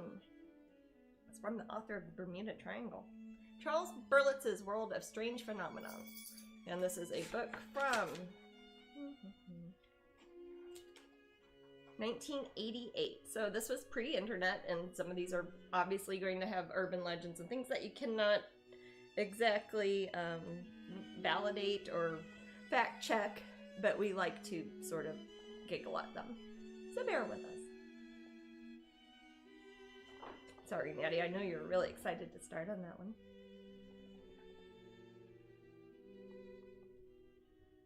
Yeah. Psychic Detective. No subject raises skeptics' hackles like police who rely on psychics, especially when the officials go public with the news. On Sunday morning, August 4th, 1982, Tommy Kennedy went on a picnic near Empire Lake in New York and disappeared. New York City? It just says New York, but at Empire Lake, Yeah, is it like Empire State Building? Or just no. I don't know. Empire State. No. Soon everyone was called in to help locate the missing 5-year-old. From the lake's casual visitors to the Tioga County Sheriff's Department. Tioga County, that's upstate, isn't it? I think so. Nobody could find a trace of the boy, and Tommy's mother grew increasingly frantic. By 6 o'clock that evening, nearly 100 people were exploring the nearby woods. Finally, Richard Clark, a fireman who was taking part in the work, suggested they call Philip Jordan, a prominent local psychic, who happened to be the firefighter's tenant. That's confusing. They were great chums, lifelong. Okay. Nobody thought much of the idea, except for Deputy David Redsicker, Okay. who had seen the psychic at work. Okay. That evening, Phil Jordan visited the Clarks at their home in Spencer, New York. Without telling him anything, the fireman handed the psychic a t-shirt the lost boy had worn. After fingering it for several minutes... Several minutes? Jordan... Just thinking. Jesus. Jordan asked for a pencil and some paper. Okay. Stop laughing, Matt. Okay. Then he began sketching a lake, some overturned boats, This is like what I and a house by a rock. Cool. That's where they will find the boy, he explained. I can see him lying under a tree, with his head in his arms. He's sound asleep. This information was immediately forwarded to the sheriff's office. The next day, Richard Clark and Phil Jordan went to Empire Lake to continue the search. Tommy's mother was naturally present and cooperative, and this time the psychic gathered his impressions from a pair of the boy's sneakers. His second series of impressions matched the first, so the search party was directed into the woods to find the tree and the house he had seen. Tommy Kennedy was found within the hour, in the exact place identified by the psychic on his map. Oh, why didn't he look the first day if it's a kid? I mean... Totally. The boy had wandered off the day before, and subsequently walked in the wrong direction until he became hopelessly lost in the woods. He had spent the night crying and sleeping under a tree. Sounds fun. Phil Jordan was given an honorary deputy sheriff's badge from the Tioga County Sheriff's Department for his help on the case. This suspicious. The boy had lain and slept under that tree for most of the 20 hours, and we missed him, said Sheriff Raymond Ayers. Phil Jordan simply used some kind of paranormal talent that the rest of us don't have. Well, it sounds like an excuse for shouting. I would not hesitate to call on him again if I thought he could help. Okay. Okay. Huh. So Well, that's... There's a lot to go on there. Yes, so what I think happened is, well, you could say this psychic detective. I mean, there is a TV show, I think, several TV shows probably about such a thing. Yeah. So, what happened? Well, we don't have all the details there. No, it'd be difficult to verify any of that. And, what's that? It'd be difficult to verify any of that. Did it say what year? Maybe it did. Okay. Did it say what years, guys? I don't think. Yeah, 1982. 1982. So it would have been not very long before this was written. Right, maybe he's probably around my age. Yeah, I know. Young Tommy, whatever his name is. So I think what happened is the psychic detective kidnapped the boy, put him under the tree, and knew where he was because he was the guy who kidnapped the kid. He felt bad about it later and told the kid if he ever told anyone what had happened, he'd kill him psychically. And the kid believed him because he was the tenant of a fireman. Yes. I like how that was part of. They felt like they had to tell us that part. I don't know. What do you guys think? I don't know. I don't have enough details. Area is too. I mean, like I'm thinking, like I don't know, like Celebration Lake or something. And there's a kid sleeping under the tree. I don't see people miss it. But if it's really like up in the Adirondacks or something, that's different. But that's too vague of a story to really pass judgment on. But in general, it is kind of silly when police really involve psychics. They don't tend to, really, as much as anecdotal evidence. Well, the thing is, what does the psychic get out of it? This time the psychic got...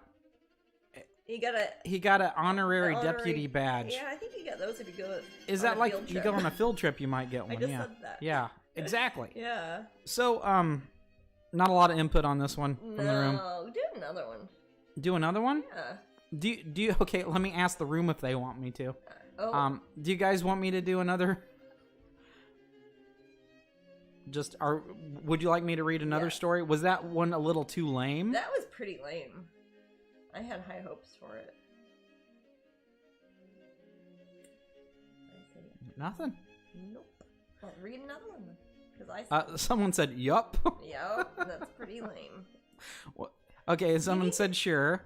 Pick one with a more hilarious name. Well, I just picked that one because someone shouted out last week. Yes. I can let you choose. Sure, read me some and I'll tell you.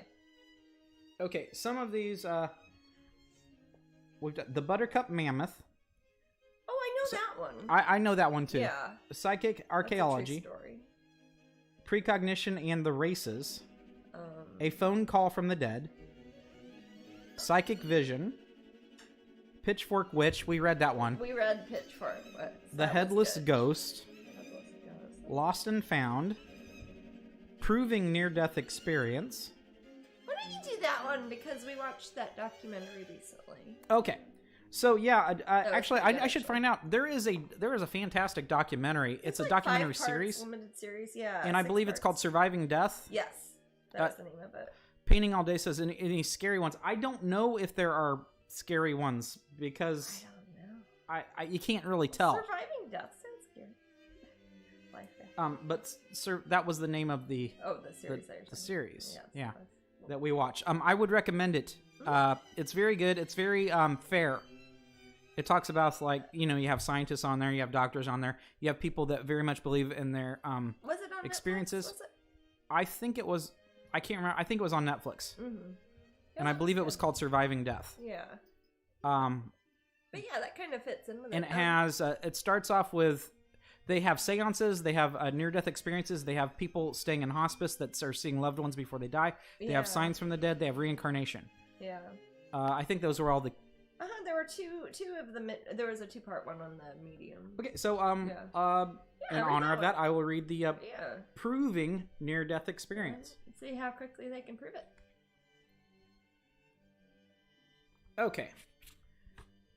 proving. Let's see if you guys are convinced by this story. Proving near-death experience. Opinion is certainly divided when it comes to the near-death experience. Some experts believe that it is a genuine preview of the afterworld, while others dismiss it as a hallucination. Can the reality of the near-death experience ever be proved? A recent attempt has been made by Kimberly Clark, a social worker at Harborview Medical Center in Seattle, Washington. Clark's first encounter with the NDE, that stands for near-death experience, came while she was working with a patient named Maria. Maria was a migrant worker visiting relatives in the city when she suffered a heart attack. She survived the crisis but suffered a second close call with death while recuperating in the hospital. Since so much medical technology was close by, she was easily and expertly revived. Yeah. The social worker saw the patient later that day. She was taken aback when the woman suddenly said, "The strangest thing happened while the doctors and nurses were working on me. I found myself looking down from the ceiling at them working on my body." That is pretty common. It seemed like when they were interviewing a lot of people, they were saying that. Yes. On that show we're watching. Not impressed by the story, Clark assumed Maria was confused by her ordeal. But the social worker grew more interested when Maria said that while functioning out of the body, she flew up to the third-floor ledge on the northern side of the building, where she spotted a tennis shoe. She needed somebody else to know that the tennis shoe was really there to validate her out-of-body vision, said Clark, who went upstairs to hunt for the tennis shoe with mixed emotions. Finally, she reported, "I found a room where I pressed my face to the glass and looked down and saw the tennis shoe. My vantage point was very different from that Maria's had to have been for her to notice that little toe had worn a place in the shoe and that the lace was stuck underneath the heel. And other details about the side of the shoe were not visible to me. The only way she would have had such perspective was if she had been floating right outside and at very close range to the tennis shoe. I retrieved the shoe and brought it back to Maria. It was very concrete evidence for me." Okay, what do you guys think about that one? That sounds entirely possible. That one she could have put the tennis shoe there later, but why? So Maria, who's suffering from heart attacks lately, somehow puts a tennis shoe outside of this building. Later, when she said she wanted somebody to validate her story, she's like, "Is that tennis shoe there?"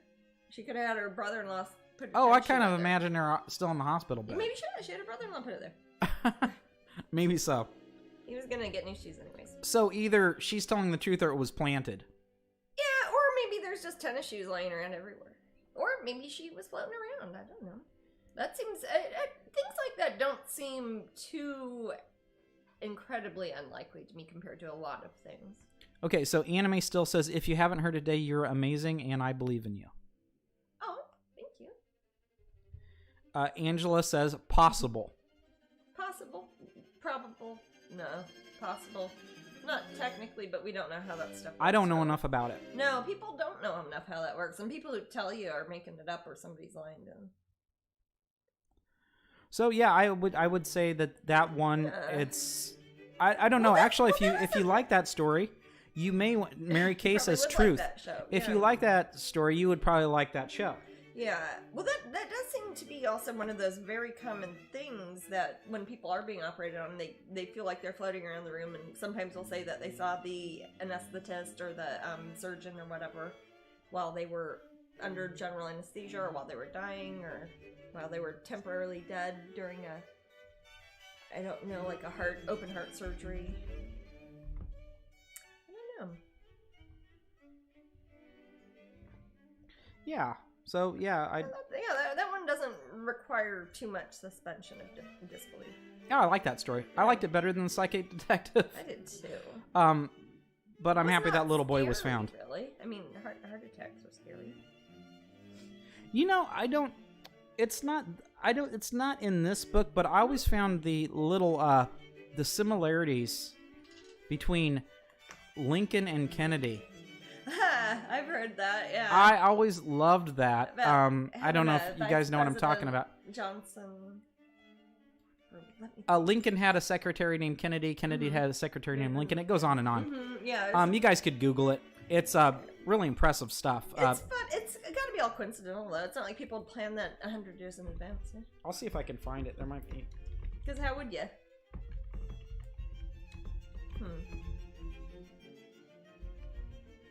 Oh, it's yeah. I remember one. It's like Lincoln's assassin. Lincoln was shot in a theater, and his person fled to a paper mill or something. And then it was the opposite. Kennedy's. There's a book depository in a theater, and a book depository. Okay, there's a Wikipedia on it. Okay, so. Okay, this is it. Here is the list. This is from Wikipedia, guys. I'm reading directly from Wikipedia. Wow. So I'm not quite in chat now, but I'll check back on it in a second. Oh yeah, so Angela knows this. No, Leela says thank you for the intriguing story. No problem. You're very welcome. The following are the list of coincidences that are commonly associated with the conspiracy, some of which are not true statements. Oh. So, again, this is good that I'm reading this, because when I had these little books, there wasn't the internet. Yeah, exactly. And all I had were these books to tell me about things. Lincoln and Kennedy each have 7 letters. Okay, that's not a big one. Okay. Yeah, okay. Go ahead. Both presidents were elected to Congress in 46 and later to the presidency in 60. That's true. Century apart, but yeah. Both married women in their 20s while they themselves were in their 30s. Okay. Both lost a son while living in the White House. Was he sleeping under a tree? Both were shot in the presence of their wives. Are they implying something? Both assassins, John Wilkes Booth and Lee Harvey Oswald, were born in 39. I'm sorry. Yeah. In 39, and were known by their 3 names, composed of 15 letters. Well, here it is. Booth ran from Ford's Theater. And was caught in a warehouse. Oswald ran from Dealey Plaza warehouse and was caught in a theater. Yes. Both presidents were runners-up for their party's nomination for vice president in 56. Both successors were Southern Democrats surnamed Johnson. Both were born in 08, and their first names contained 6 letters. The assassins were both Southerners. Wow. Both were particularly concerned with civil rights and made their views strongly known in 63. Lincoln signed the Emancipation Proclamation in 62, which became law a year later. A century later, Kennedy presented his reports to Congress on civil rights during the famous March on Washington and Jobs and Freedom that same year. Both presidents were shot in the head on Friday and died at nearby locations. Lincoln at Peterson House across the street, and Kennedy at Parkland Memorial Hospital down the road. Lincoln was shot at Ford's Theater. Kennedy was shot in a Ford car, a Lincoln limousine. Oh, come on. Okay. Lincoln had a secretary named Kennedy who told him not to go to Ford's Theater. Kennedy had a secretary named Evelyn Lincoln, whose husband Harold's nickname was Abe, and she warned him not to go to Dallas. Both Oswald and Booth were assassinated before they could be put on trial. That's the only thing that could be conspiratorial about that. Because things like how many letters are in somebody's birthday, that's something their mom decided when they were born. I mean, how's that a conspiracy? So I don't know. But yeah, there are different like correlations there. So what do you guys think about that? It's not really a story. It's just weird coincidences. Yeah, the thing that doesn't impress me is the number thing. Coincidences, but that's not conspiratorial. That would imply that. Right? How many letters someone has in their name? I mean, isn't that we could find more coincidences if we tried. We could find them between you and me, Jasmine. Oh, absolutely. We could find, a bunch of jobs at Word Parkway Mall. Is it just funny, like, because they're coincidences, or is there something deeper? And that's the real question. Is there it seems like there often is 100 years between these guys. And that's where it becomes, that's kind of strange. If you have people that are around 100 years apart, you could pick other things. You could say that they both had the same birthday, or you'd say they're both born in January, or, it could be almost anything. You could work backwards from it. You could say they graduated in this year if it lined up 100 years apart, Yes. But they didn't otherwise. No. I think the most interesting part of that really is the fact that both of their assassins, they themselves were assassinated, yeah? Before they could be put to trial. So, false assumptions here. Although President Kennedy did have a female secretary named Evelyn Lincoln, there is no record that President Lincoln had a secretary named Kennedy. Ah, there you go.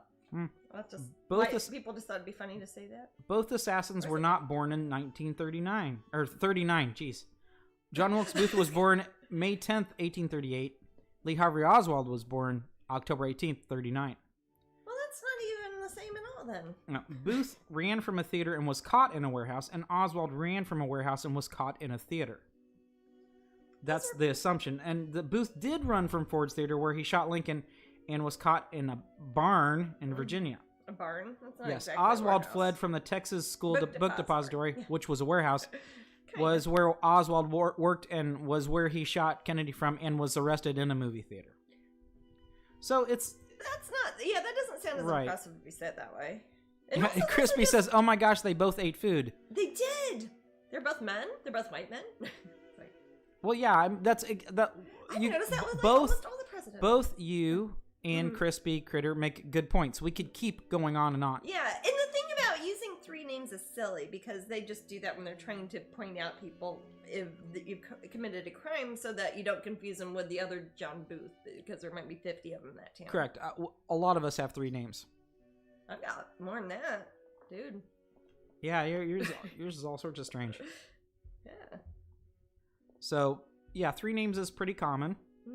The fact that the thing is, if they would have left that out, that's, that had 15 letters, that's just one that we wouldn't have, and we wouldn't have thought anything of it if they would have left that out.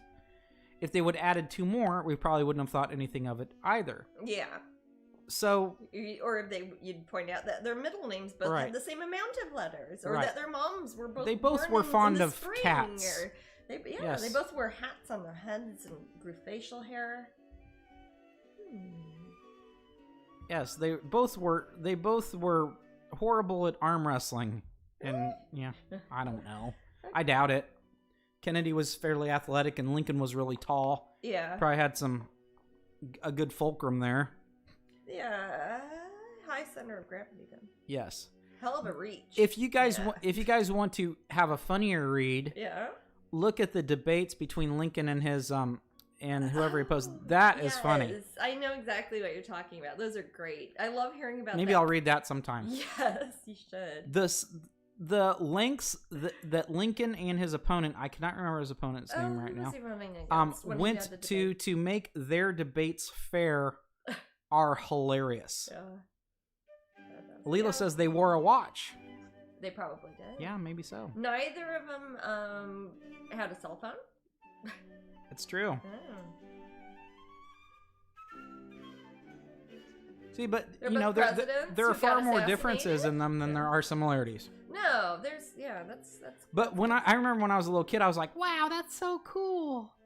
But you can kind of do that with any two things. My favorite one was the Kennedy Lincoln secretary thing, but that wasn't even true. Yeah. So now I'm a little bit sad. Yeah. Thanks, Internet. Thanks, Internet. I hate you, Internet. Ruin yet another thing. Yeah.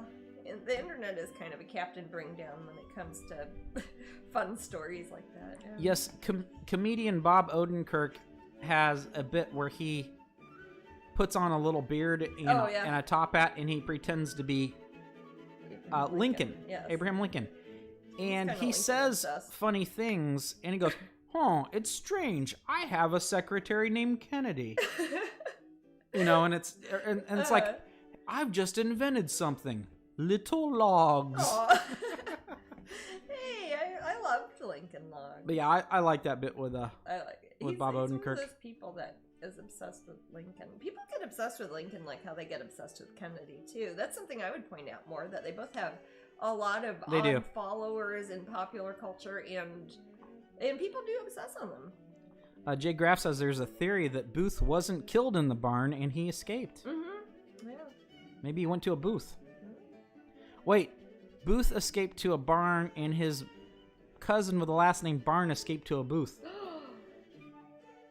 Coincidence? Yes, that's what a coincidence is. Yeah, so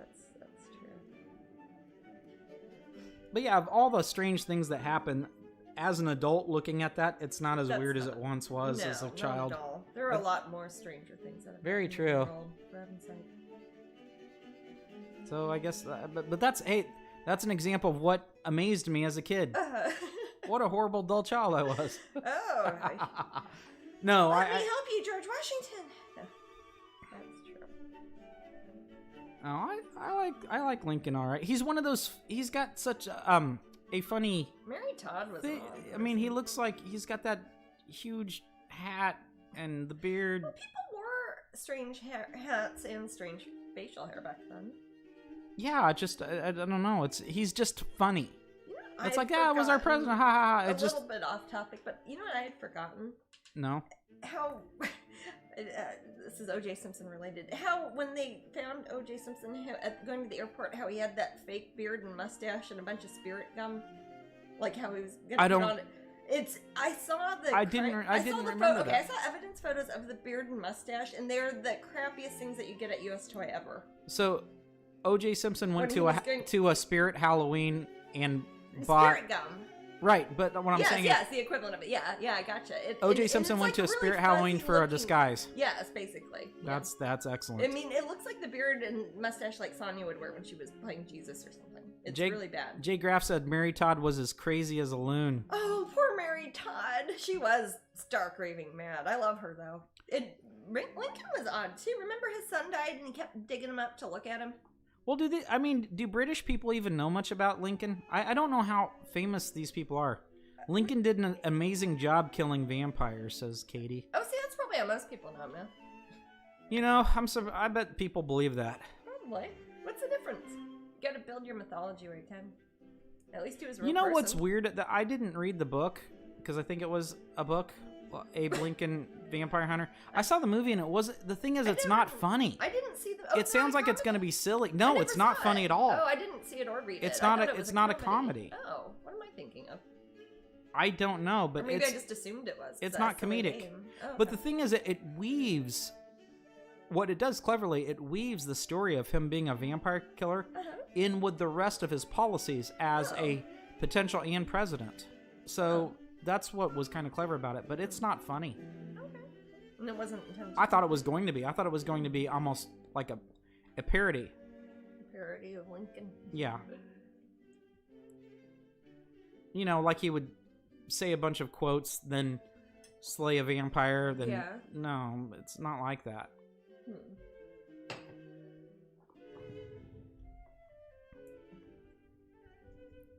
I read the book after I saw the movie, says Katie. No, I didn't see it or read it. It seemed like there was a lot of books that were like that kind of coming out then. Yeah, Pride, Prejudice, and Zombies, things like that. Yeah, all that. Public domain plus sea monsters. Yeah. Yes, and sea monsters. Public domain and sea monsters. We are 3 minutes from raffle, folks. Oh, Shisa. Oh, hey. Oh, Shisa, that works. What? You get it. Oh, I thought I got some. Well, this is the pins and the Disney stuff. So, whoever is winning this in 2 minutes will be getting our January pins of the month. Again, last day of January, so if you guys want to buy these or get them for your pin of the month, start your Patreon today before midnight. Or win it in 2 minutes. And you get Painting Pixie, and you get the Epcot pack of Mickey and Tiana. And I'll autograph everything and we'll send it to you. Yeah. And you don't have to wait in line at Disney World. And they're sold out anyways. So. But they'll be getting some more soon. But yes, in just a couple minutes, I hear my little bling bling bling, and then we'll do that raffle. Yeah. Would you do another tarot deck? I'd have to, probably if a company wanted to, for sure. I'm not gonna do 78 paintings specifically for a tarot deck. That'd take me years, and no. But I'll probably be involved with other decks. Definitely do some more Oracle decks. But I'm not gonna sit there and paint like the 3 of Swords or anything. No. How many Oracle decks have you done now, Jasmine? I don't even know how many Oracle decks I've done.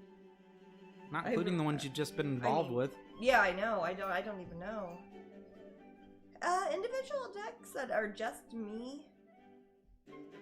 8 of them, maybe? I don't know. Do you know? I thought it was 4 or 5 Oracle decks and then 1 Tarot. Well, there's Oracle of Shadows and Light. There is Oracle of the Shapeshifters. There's the Mermaids, Water Oracle. There's Oracle of the Vampires. There's the Fairy Tale Oracle. Alice in Wonderland Oracle. Beautiful Creatures Edition 1, Beautiful Creatures Edition 2. And then all the international editions, like the Japanese ones and the German ones. And Crispy Critter. So a bunch. This might be one I've forgotten. Oh, congratulations, Crispy Critter. Is that you're saying who won? Yep. Oh, cool. Hey, they were just chatting to us too, huh? Yes, they were. Huzzah! Congratulations. God, is there another one I'm not thinking of? And I will start the new raffle. Woohoo! And the new raffle is the one where we do the prize wheel at the end. And yes. Who knows what you're gonna win? But you also get the Epcot goodies from Disney. And you might win an original painting because it's in there and nobody's won it yet. And I don't know what painting it is. But it won't be this one because somebody's already bought this one. Probably be a smaller one. That would be that'd be a pretty great prize. You're a generous person.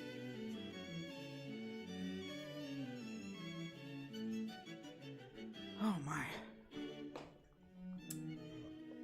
Little gloves on these. So again, as Jasmine mentioned before, we are not going to have Twitch next week on Sunday. Yeah, we're not because having it's Super Bowl. Super Bowl Sunday, which if you're not from America, it's a big deal and everybody watches that and doesn't do hardly anything else. So. But we will have one on Wednesday instead. We'll have the next Wednesday, not this Wednesday coming. Correct. Up, but Wednesday. A week from this coming Wednesday. So that was. That was the. 7th? Oh wait, no. I'll have to look again. 10th. I think. Yeah. It is the 10th, correct? Yeah. And then we'll be here on Valentine's Day too. Gosh, yeah. I've got a Epcot. I have it. I'm at Epcot the day before Valentine's Day. Correct, too, 13th. On the 13th. Yep. Yeah, 13th. So those of you who are in Florida, I will be at Epcot on the 13th. Well, thank you so much for your subscription, Penny. Thank you. Starting to put a little bit of surface detail on the skirts here because I want it to have a lace sort of, to fit in with the title. So I've got kind of the shape of the skirt put in and a bit of color, but I'm going to start using a very thin brush to start drawing some overlaid lace patterns on the top just with paint and water. So people are saying, the heck with the Super Bowl, we want Jasmine. Aw, I like that. Well, but yeah. Between all of the viewers we have in the Kansas City area and all the Florida people, yeah, we figured we would just postpone it. Do you care who wins? I don't even. Do you care who wins? Is it Florida or Kansas? Honestly, I want everyone to win. Really? Okay. I guess I think I know more people who like football in Kansas City. Jasmine, do you think Dr. Phil will see a shadow? Dr. Phil will see his shadow. Yes. I think Dr. Phil will see a shadow, and there will be another 6 months of faux Southern accent yeah, analysis. He went to Shawnee Mission High School. I know where he's from. He doesn't. I don't talk like that. Dr. Phil will see his shadow. Yes. That's how it works, right? I think so. No. It's like, well, I saw my shadow. Oh, God. That sort of thing. But yeah, he's from the Kansas City area, right? Shawnee Mission's cool. Yeah. Fun. Doesn't he talk like he's from Kansas City? I think he doesn't talk like people from Kansas City. No, he does, and he doesn't talk like people from Overland Park. No, but the thing is, if he sounds more wise when he has that little twang. No, he doesn't. He sounds like he's affecting a southern drawl, so he seems personable. And I'm sure he's not. There we go.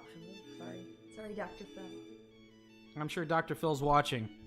I'm sure he is. Hey, Dr. Phil, if you to knock it off. If you got a problem with me, how about you catch me outside? How about that?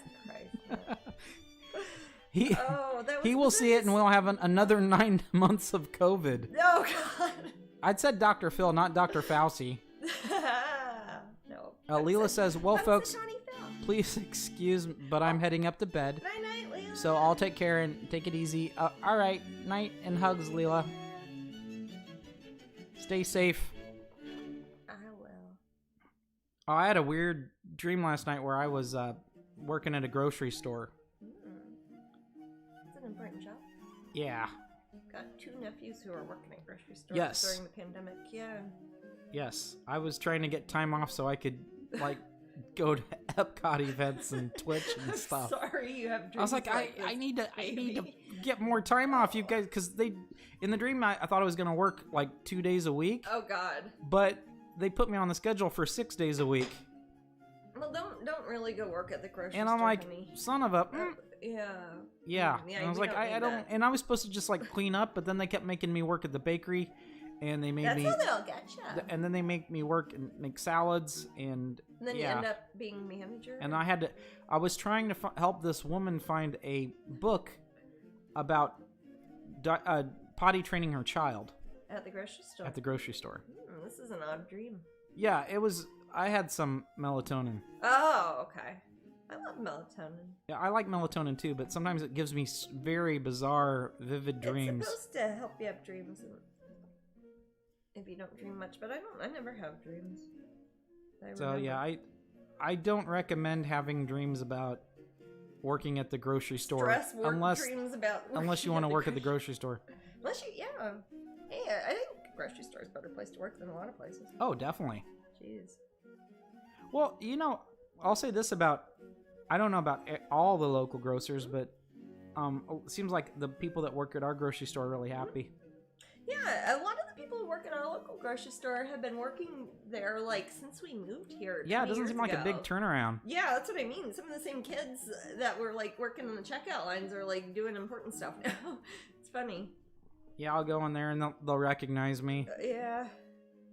I don't go in. Well, it's funny because we Serenity says melatonin makes me have zombie dreams.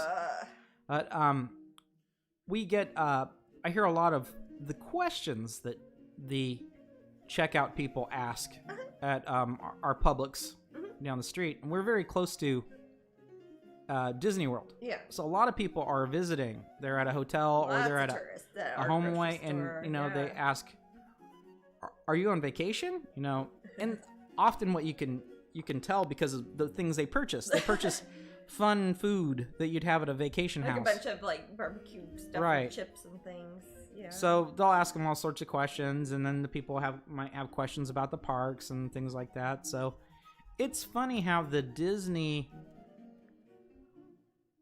customer service kind of goes beyond the parks a bit. I think that's part of kind of just living in a heavily touristed area in general. Right. You're used to kind of being a local ambassador filled with information for random people who are trying to ask you how directions or what time the park closes or anything. Right. There are some places I've been where it's kind of like it's a place where people might go, but they're not used to it as much as we are. We have hospitality as one of our main trades here. Oh yes, that's in Florida. The tourism industry, hospitality industry is like one of our main imports and exports. So tourism is important to Florida. It is, and we very much like it when I like it too because when people come down, pay state income tax. Right. So we benefit greatly when people visit Florida. Tourists. Yeah. Generally. Yeah. I mean, individually, sure. Yeah. Of course, Jasmine has an event here, and people will come here, and hey, you get to see Jasmine, and then you also get to go goof off at Disney. Yeah, that's true. I mean, that's yesterday, right? That was basically my yesterday. And you can watch cat people in your hotel room. You can live my life. You could watch cat people, go sign things, sign stuff, go to Disney. Yeah, it's like how do you practice? Oh, thank you so much, Sarah Han. What's it's that, like Sarah Han. Oh. For following. Thank you. And yeah, you could practice, Jasmine, if you had to like start over again. It's like just sign stacks of papers. Yes. in front of you. It seems like that's a lot of what you do. Yes, a lot of being an artist is writing your name over and over again. Yeah, It's the I noticed that. that. You did as a punishment as a child. Go write your name on the board over and over again, like Bart Simpson. It's kind of like what I do for a living. Oh, it's Sarah Ann. I apologize. Sarah Ann said I should be in Florida, but my trip got canceled. I'm sorry. No. Huh? Things will slowly get better. Yeah, and Florida will still be here. Don't worry. We ain't going anywhere. But man, I'm sorry for the rest of the world. My mom's always sending me these pictures of snow up in the Kansas City area. I but know, and heck, this week we had it was like 85 earlier. Yeah. Oh yeah, it was great. It was lovely.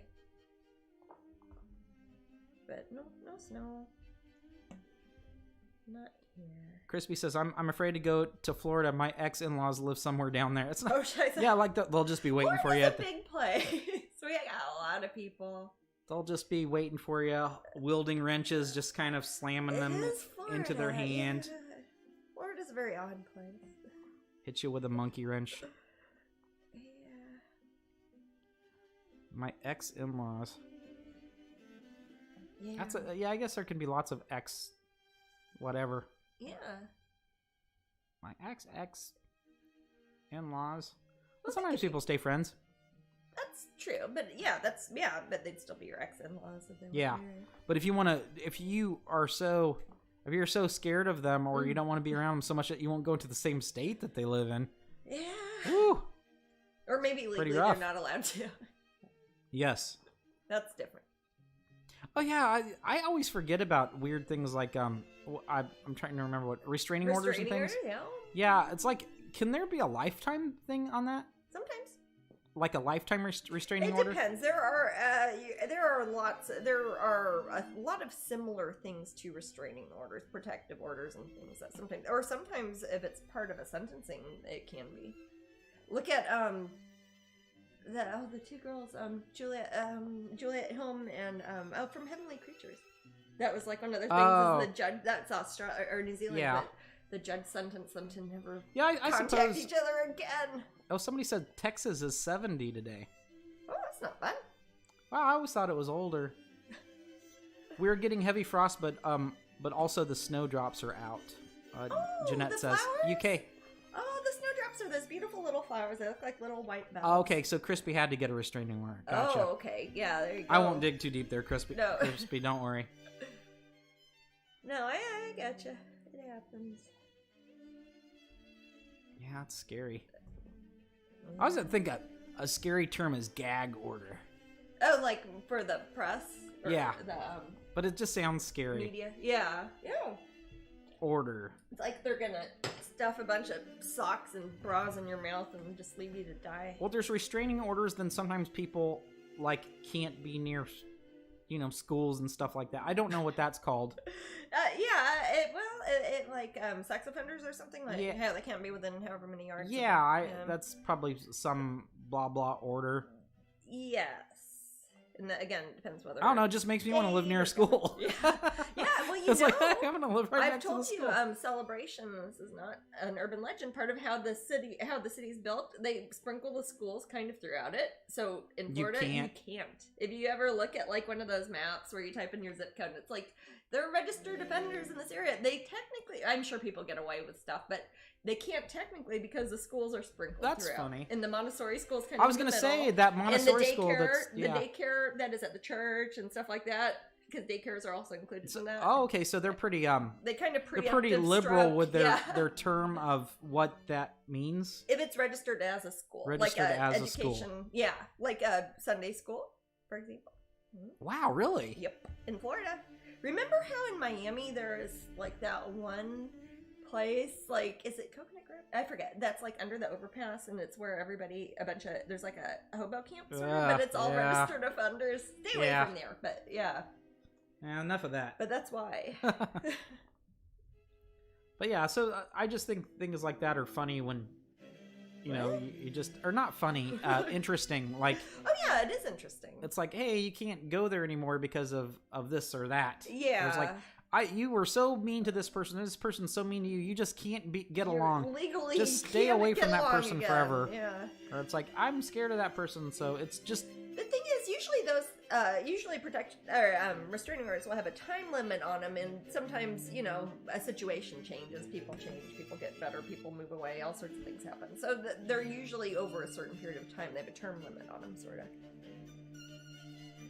You don't always want to talk like I'm doing contractual negotiations. Sorry. Katie says, I'm ready to be back in Florida. I need a better plan, not come back to a full week of work. Oh, gosh, yes. It's always good, well, theoretically, not in my life, but if you are coming back from a trip or vacation, if you have a day or two buffer. Before you got to go back to work or, oh, God, school. Oh. And Fairy Bell says, arsenic and old lace looks gorgeous. Oh, thank you. I don't know how well I'm going to zoom in a little bit to see if you can see the lace. I could actually, if you want me to go full paint cam. No, I want to kind of show her little outfit. If you can you see very good how I'm kind of putting little lace designs on it? I don't know how much of it shows up. Yeah, I can. I can. Oh, okay. I've just got it stuck on here with a bunch of masking tape. I'll scoot a little bit. There we go. So I've kind of drawn it on there with like a kind of purple and gray and a little bit of Titan buff. And I'm going through with a bit of yellow, a little bit of blue to make it kind of greenish, and some white and some more Titan buff. And I'm putting some little outlines on it. So it's like where the green mystery lights are kind of hitting where lag is, you'll see patterns of lace a little bit more. Little flower So is she designs. the old lace? She would be the old lace, and kind of. They're both going to have lace elements, and they both have arsenic elements. So one can read into it what they will. So Sarah Ann says, do you have plans for another coloring book? I love them so much. I'm guessing, Sarah Ann, you're from Canada or the UK. What is that? Are you spelling it properly? They're spelling it with a U. Oh, that's good. Yes, I very much plan on making some more coloring books. In the a lot of publishing is not going forward super fast right now, especially in Asia, etc., Australia, but where my publishers are. But we are planning to do another coloring book. I think the next one is supposed to be a dragon themed, I believe, because I've got several pieces I've been working on that I had set aside that I'm like, oh, I want to make sure I keep this for the dragon coloring book. So I think that's the next themed one. They did approach me about doing one that was kind of like the Fantasy Art Adventure coloring book, which was the first of my published coloring books, where it just has an assortment of different paintings of mine and not all one thing, like not all mermaids, not all Halloween, etc. So I'm not sure. We'll see what they want to do. Might try to tie it in with another Oracle deck since it's the same publishers. In the meantime, we do have individual downloadable coloring pages up at my Patreon. If you are not a patron there yet, if you sign up for the coloring tier, it's $5, and you can get all the other pages up until now. And I think there's been like 56 of them, which is right at what we would put usually in one of my standard coloring books. Usually we put 55 images, so it's almost like getting a whole coloring book for $5. Okay, I'm gonna grab... Which kitty? Mrs. Sunshine. Okay. And I thought she was a Ms. I don't know. She's been so funny. She has been a funny little so kitty. Funny this week. She has. You have. I know. You've been having fun with Sunshine lately. Sweet, aren't you? Okay, Sunshine. Okay. And tell people they don't know about that little spot. It's on her little face. Oh, her little orange sunshine spot. Sure. It's probably very hard to see. I was gonna say I don't know which camera. Okay, here's Sunshine. Now Sunshine is kind of a little brown tabby cat, but I don't know if you can see. Okay. Oh, there's a baby. This part right here is orange tabby. Just a little orange. It's like maybe 1/16 of her whole pelt or yeah, fur. So it's orange right there. Oh, I can see it. Yeah. And it's got little stripes. And that's where I kiss her. And that's where we kiss her because that's the only place she keeps her goodness. No, no, she's a good girl. But that's part of why we call her Sunshine, is a little sunny spot on her. Oh, she's being sweet. She's being tired. Oh, I'm in no way she's so hurting cute. her. She's just a strange little thing. Hey. There you go. Just kind of ooze up there, baby. Aww. Yeah, honey.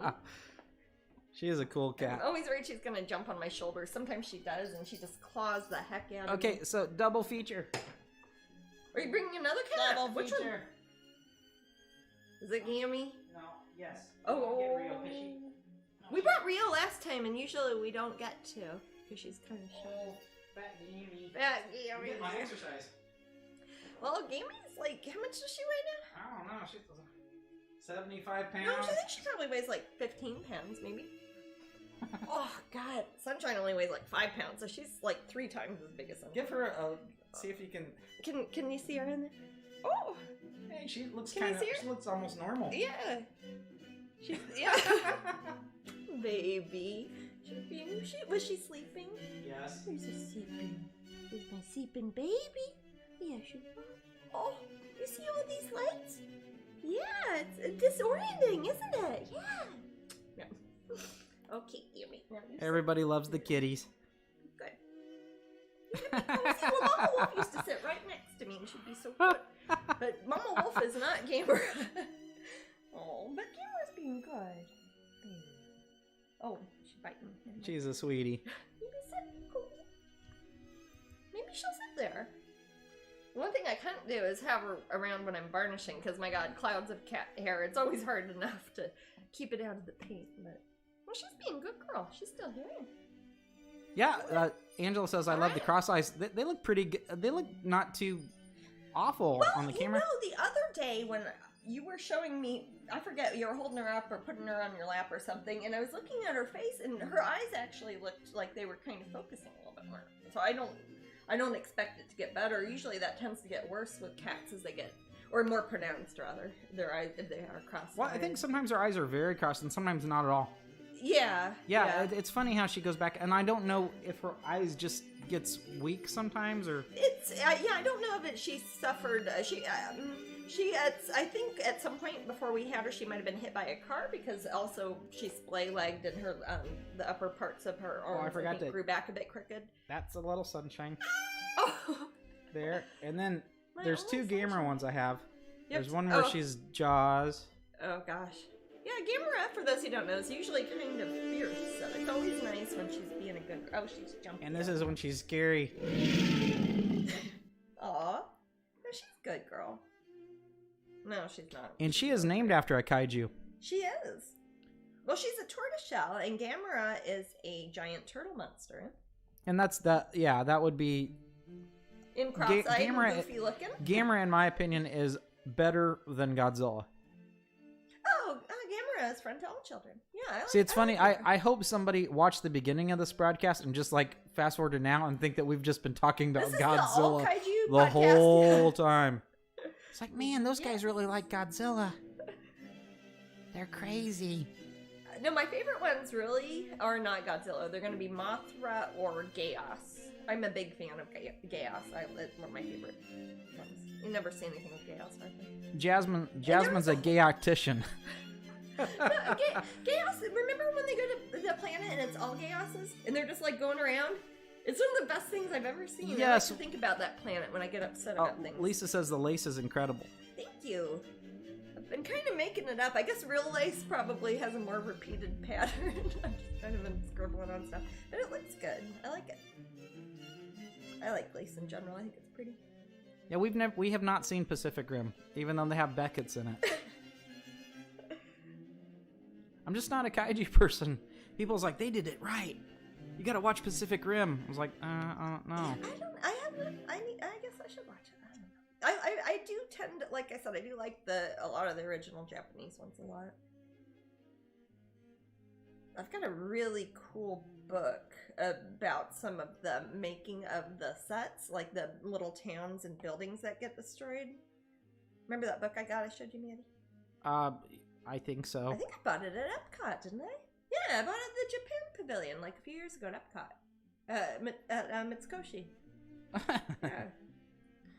That sounds like something we get. Yeah. It's a Toho Industries one. I used to keep it from my bed. Yeah, I know that one. You know how some people have a Bible? No.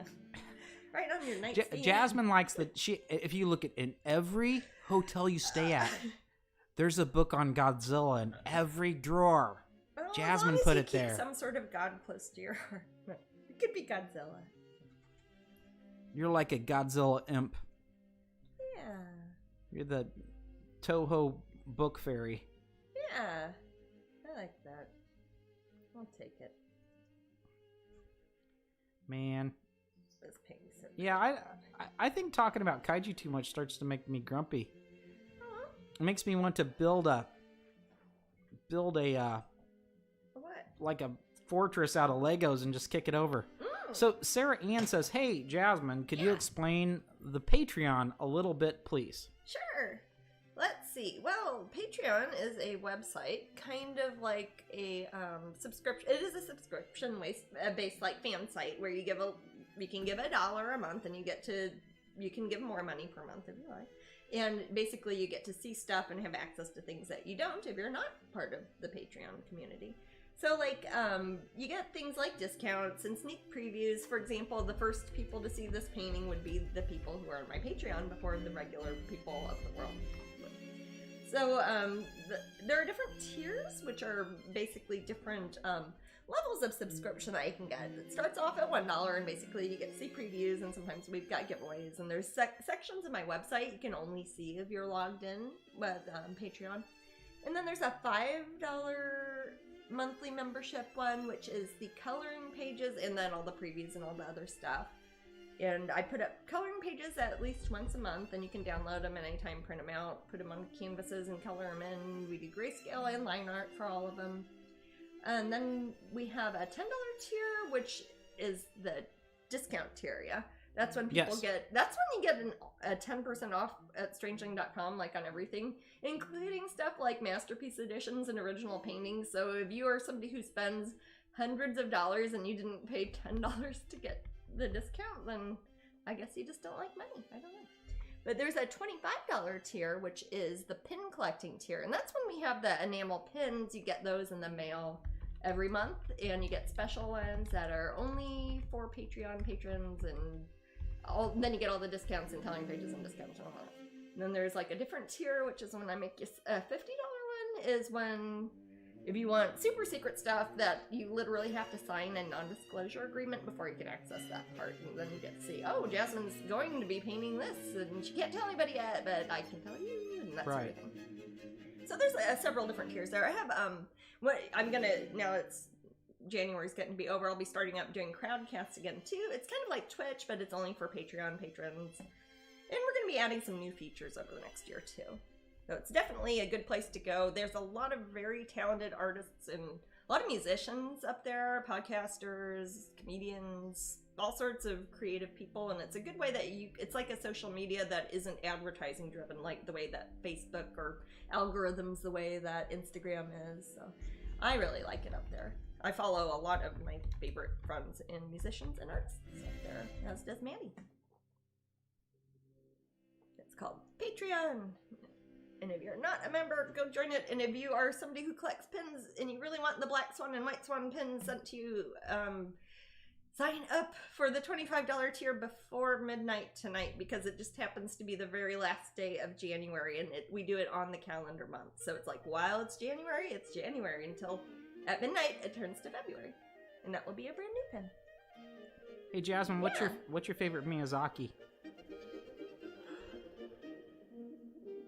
Spirited Away, but I like Ponyo a lot. Oh, I thought Ponyo was your favorite. That is really, really hard. Those are two of my favorite films of all time, so that's really difficult. And I really like Ponyo a lot because I have very specific interests in sea creatures, and from the Cretaceous era specifically, and they do show a lot of that you don't usually see in animation. Just odd. But I love Ponyo, it's a cute one. But Spirited Away is so cool too. I like all those movies, really. What about yourself? Totoro. Aw, Totoro's lovely. You see, that's the thing. There's so many good ones. How do you even pick? And he's such a neat guy. I love him. I just say Totoro.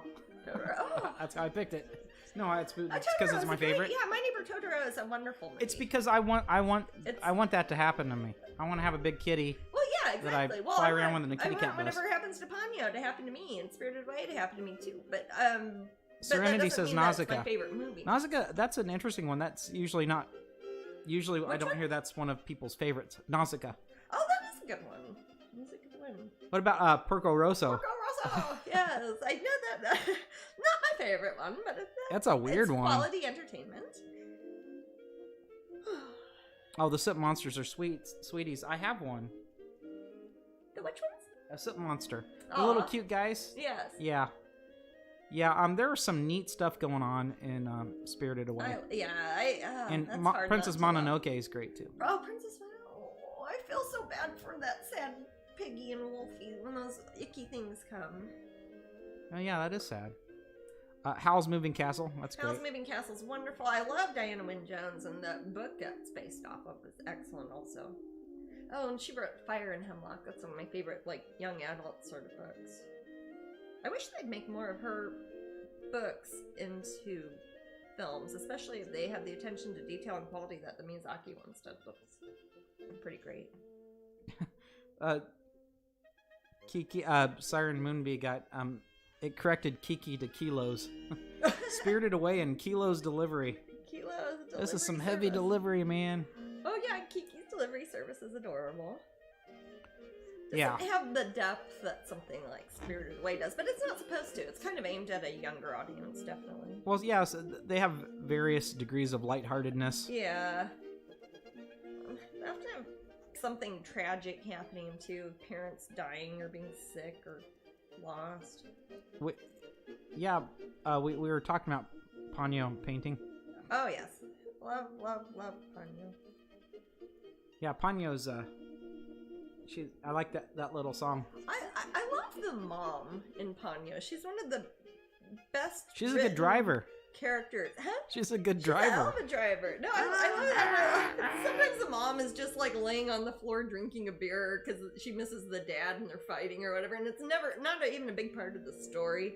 Or she'll be like cooking some crappy little meal. I really like her. It's a good portrayal of a trying hard single mom. The Secret World of really Ariadne, that crow scares the crap out of me. Oh, the bird? Yeah. When he's coming in, Oh, Tales of the Earthsea. I never saw that, and it's funny because I'm an Ursula Le Guin fan, but I never saw that. Ursula Le Guin is like, that is your version of my Diana Wynne Jones. No, Diana Wynne Jones was much more prolific. I know. But I like Ursula Le Guin did a lot. not as much as Diana Wynne Jones. Diana Wynne Jones.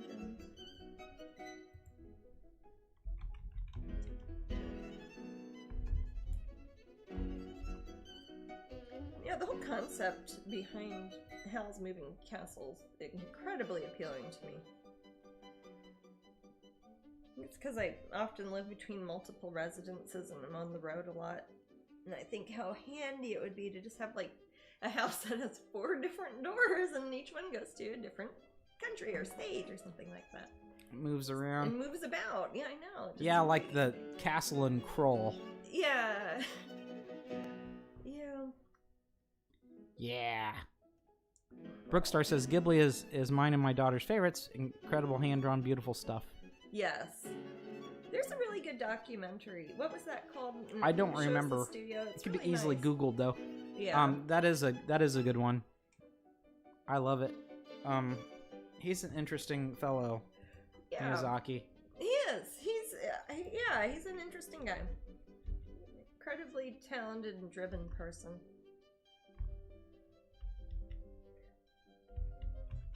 Yeah, he reminds me of one of those like fighters that say, "I'm retired now. Oh no, I'm back. Oh, no, yeah. I'm retired. No, like, I'm back." It's our farewell tour concert. And it's Yeah. like, no, wait, we're gonna do next They year. just can't. They cannot give it up. The Kingdom of Dreams and Madness.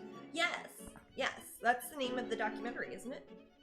Well, there's two here. They're the Kingdom of Dreams and Madness, and also Never Ending Man. Hayao Miyazaki. I think I saw Kingdom of Dreams and Madness. If not, that's a great title. Kroll is a throwback. Don't you throw that back, Kroll. I got to see Spirited Away in the theater before lockdown. Oh, nice. Nice. I know the Alamo Draft House Theater chain, they will have Miyazaki weekends and like Miyazaki film festivals and stuff, which is fun. And I always have it like on around Sonia's birthday, so it's probably like in February. I don't know if they'll be doing We're supposed to be getting an Alamo Drafthouse here in Orlando. It's been delayed, of course, due to COVID, but it is still opening eventually. I'm looking forward to it. Yeah. The original one's next to my cousin's store in Austin. The Dragon's Lair store. We're talking about Kroll. Okay. Jasmine, have you seen Kroll? Yes, I have. Did you like Kroll? I don't. Do you remember Kroll? I don't remember it very well. You showed it to me when I was in school still, and I was dating you. And I don't remember it very well. It's probably late at night. I think Do you remember when I came back from Do you remember this working a double shift? Ooh. Do you remember this cool like throwing star Yeah. thingy? Mm-hmm. Okay. Yes, I do. That was the glaive. Yes, I have a enamel pin of it actually from the roof track. Yes. Mm-hmm. Kroll. What about Zapped? Zapped? Isn't that I'd what much Peter rather see Griffin Kroll. was on? I've seen both. I've seen both movies, Zapped and Kroll. And I wonder, I was gonna look it up, but I didn't know if Zapped and Kroll were out at the theaters at the same time. Oh, because of the Because of that Family Guy. Yeah, maybe. But I think I did not see Zapped in the theater, but I saw Kroll in the theater. I haven't seen Zapped, and I have no interest in it. I saw Zapped on Scott Baio cable TV. thing? Yeah. Scott Baio, Willie Ames, and the rest. Okay. Just look at them and sigh and know they love you. It's about a guy who gets telekinesis. Oh, okay. I think they already made a movie about that, didn't they? They've made several movies about guys with telekinesis. The most recent one is the glaive weapon in Kroll is what I remember the most. Oh yeah, it's cool, Brian. I literally do have an enamel pin. Have you watched the film called The Greatest Showman, Jasmine? It's on Netflix if you haven't seen it before. No. I think that's the Oh, one. wait, is it P.T. Barnum? I think it's about P.T. Barnum, and it stars Wolverine.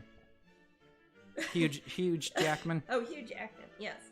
I have not seen that. Is it good? I'm interested. Well, Kieran probably likes it. Oh.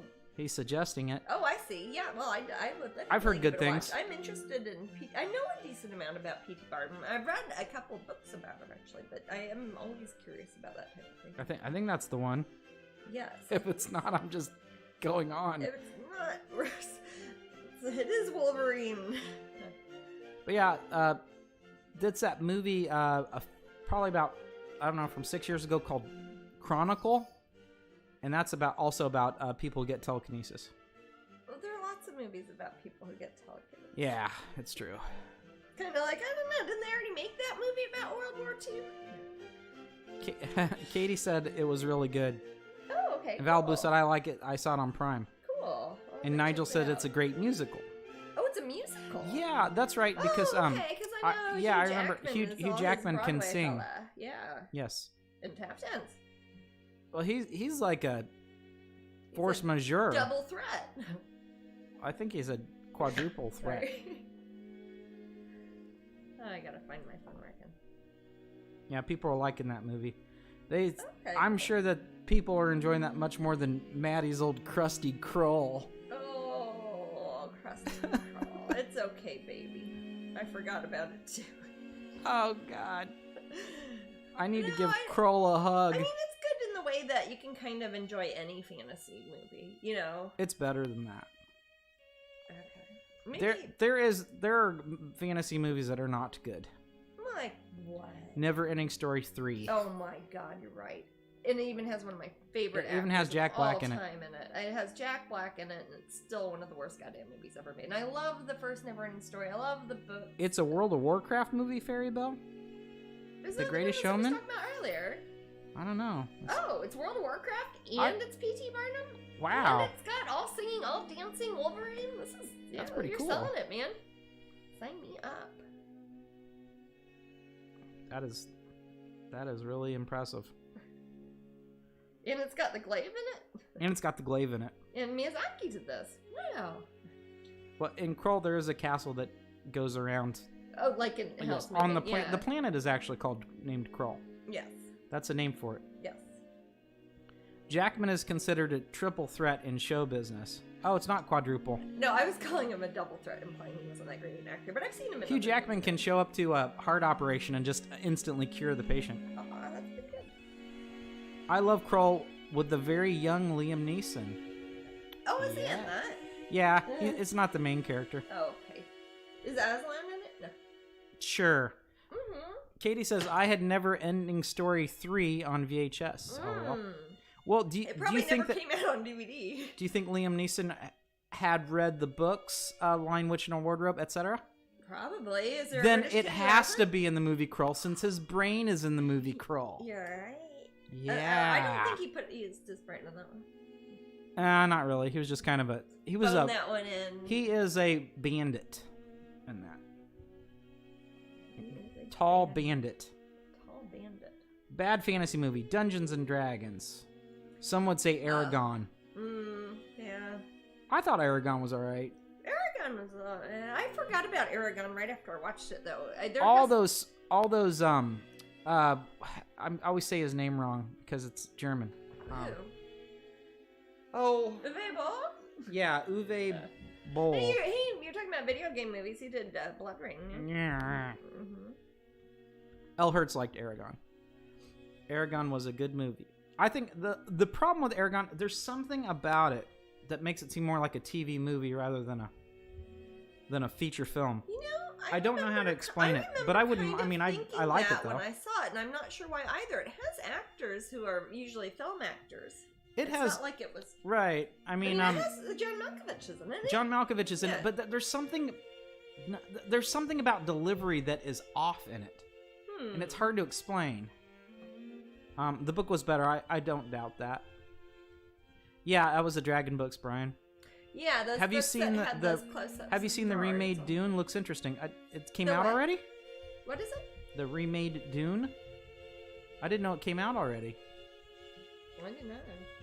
Well, if it already came out, that kind of... because there was a lot of talk about it before. Did it not come out in theaters? I don't think so. I'll watch it. I'm a big fan of the David Lynch ones. Books... I mean, I really, it's one of my favorite movies, probably. VMB says books are always better. There are sometimes when books are... I don't know. I think a film is... For example, Dune. I really like the book Dune. I read it when I was very little, but I like the movie better. The David Lynch Dune, you like that better than the book? I like that better than the book. But I read the book when I was quite small. I was probably 10 or 11, and I think I probably should have it's out read soon. it when I was older. Well, yes, Gadgets, I'll be all over the new Dune movie. Oh, when's it come out? That would be out soon. I think I saw a clip, says Gadgets. Bad thing about the new Dune remake is only half of the book one and is still up in the air to have a sequel. Man! See, that's what I'm talking about. That could go the Aragon route. Okay, well, they better make both of them. I almost want to... John from Cincinnati. Yeah, John from Cincinnati. HBO and theater release at the same time for Dune remake. Yeah, luckily I got that channel or app or whatever it's called anymore. Is the lace in the painting like Jasmine's dress? A little bit. Yes. I think that's probably why I'm putting it on. It might be a little bit. Yeah, I think I'm using a similar design because if you look at it, it's got little flowers, kind of like how the ends of my sleeves are. Once again, I often do things subconsciously, unintentionally. Well, yeah, subconsciously or unintentionally. Yeah, it's like if you did it unconsciously, that'd mean you weren't awake. Okay, that one then. Hey, there is a fine line sometimes. When you get in that alpha zone, you are almost asleep. I am, and if I get interrupted, it's like being woken up in the middle of the night, kind of. And that's why I sometimes leave Jasmine alone for hours on end. Dune is expected October. Oh wow, October. Oh, okay. That's why I haven't heard about it yet. Okay. I have time. I can plan for it. Yeah. Hell, maybe they'll play it at the drive-ins. Maybe. That'd be nice. That'd be nice. Hey, I haven't seen what's at the drive-in lately. No, you should look up. I love the drive-in. Some nice social distance entertainment. Oh, hello. Oh, Cardinal came. The Cardinal's back? Yep, getting a little drink in our. Oh, in the fountain. Fountain. Yeah, we got. That's the. I've noticed when the fountain gets like it's not at full force. the birds are more likely to goof off in it. Well, the little birds, I think, are afraid of it if it's too burbly, or they're very right. That's what I'm small. saying. Yeah. But the thing Like is, the it doesn't have control for that on that. Oh no, just I wish it based did. on the amount of water that's in it. It's just Well, or how much gunk is probably in the thing. It is shooting an out the outdoor top. fountain, so yeah. L. Hurt says, just saw a WandaVision commercial. Did your hypothesis work out for the latest episode? I remember you talking about it last week. I have only watched the first 3 episodes. But your hypothesis It was has about so far, the yeah. decades changing. Yeah. Okay. No, But so I also, haven't seen it. L. Hurts, I also saw other people talking about with the exact same hypothesis. So I'm very not alone in that idea. Okay. So other people caught on to that pretty quick. They call it the Matthew Becket theory, though. No, they don't. They will now. No, nah. I don't know. Start putting some lace on this here. I kind of just colored this in, not with a lot of really thick tones, so if I put a lot of watery lace on top, it's going to kind of fit the shape of her leg. I mean, I see the subway guide to Tokyo. Oh, man. And you were talking about Tokyo things. Talking about Japan. I know. Well, we'll get back there. It's annoying. I wonder if it's because still we're supposed accurate. to go to Japan and with my family, and we're like, oh, the Olympics are happening there. And I'm like, okay, well, we'll go the next That year. stopped And then that it's stopped like, us no, from one year, and now the yes, Olympics no, are they going moved to the keep pushing it. Olympics. So I Yeah. understand. Obviously, it makes sense. It's not about me, but it's frustrating. I miss Japan too, baby. Oh, I will check out episode 4, Katie. That sounds good. Oh, the WandaVision. Yeah, that's the thing though. Jasmine is as creepy and weird, and we compare it to that episode of that's Nighthawks. Yeah. It's eventually probably going to merge with the Marvel universe. Since you're not as big a fan as I am, you may not find that part as interesting as the way they get to it. The Twilight Zone part goes out. Yeah, as the way they get to it. Okay. So I don't know. It is. Keep me posted. I will say it is. I'm not one of those types too much that when they had something they loved and everybody else loves it, that you don't like it anymore. But I kind of understand. I kind of understand it a little bit when everybody talks about it, and it's kind of not a turn off. It's kind of weird. It's like it's weird that you guys know this stuff, because it seemed like there was a time when like it's private or yours. Yeah, when I was a about more lonely individual, never went to cons or anything, and there wasn't an internet. It was I'd go to the comic store and I'd have like 4 friends and we would talk about it. Yeah.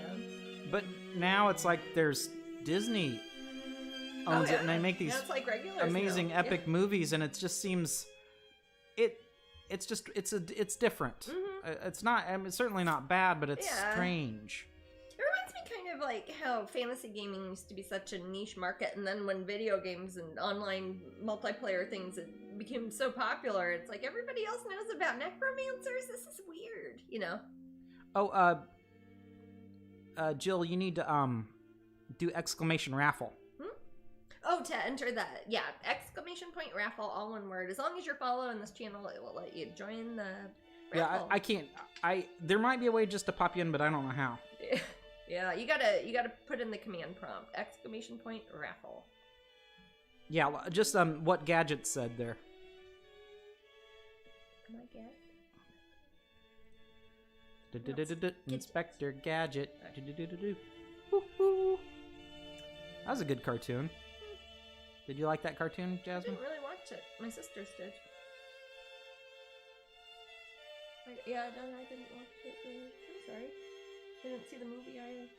I did not see the Matthew Broderick movie. Man, I don't mean to keep talking crap on Matthew Broderick. Oh, no one liked that guy. I don't think that even they liked that Godzilla movie. Matthew Broderick didn't even like that Godzilla. I don't know. I've decided. Yeah, I used to watch it after school too. That Godzilla. I mean, it's never anything I was really into. Well, you would have been kind of old for Inspector Gadget, wouldn't you think? Yeah, I always kind of watched things younger than me sometimes. I don't know. Do you have to stay till the end of the stream for the raffle? It's getting late for me. Sarah Ann, you don't have to, but But you won't know if you want. it's 10 minutes from now. It is 10 minutes. 10 minutes is the, and You there, can, we have you'd three, have we to have come raffles back and hourly. check the archive to see if you won, because we don't know how to contact you if you won. You have to contact I us. really am not fond of the message thing and Oh God, it does not work well. It doesn't work or well. consistently enough. The whisper thing here. People yeah, don't- whispers. Thank yeah. you. Not enough of the people who participate in our raffles are familiar enough with the whisper system for it to be Right. valid or viable as a way that we can contact you. You are correct, sir.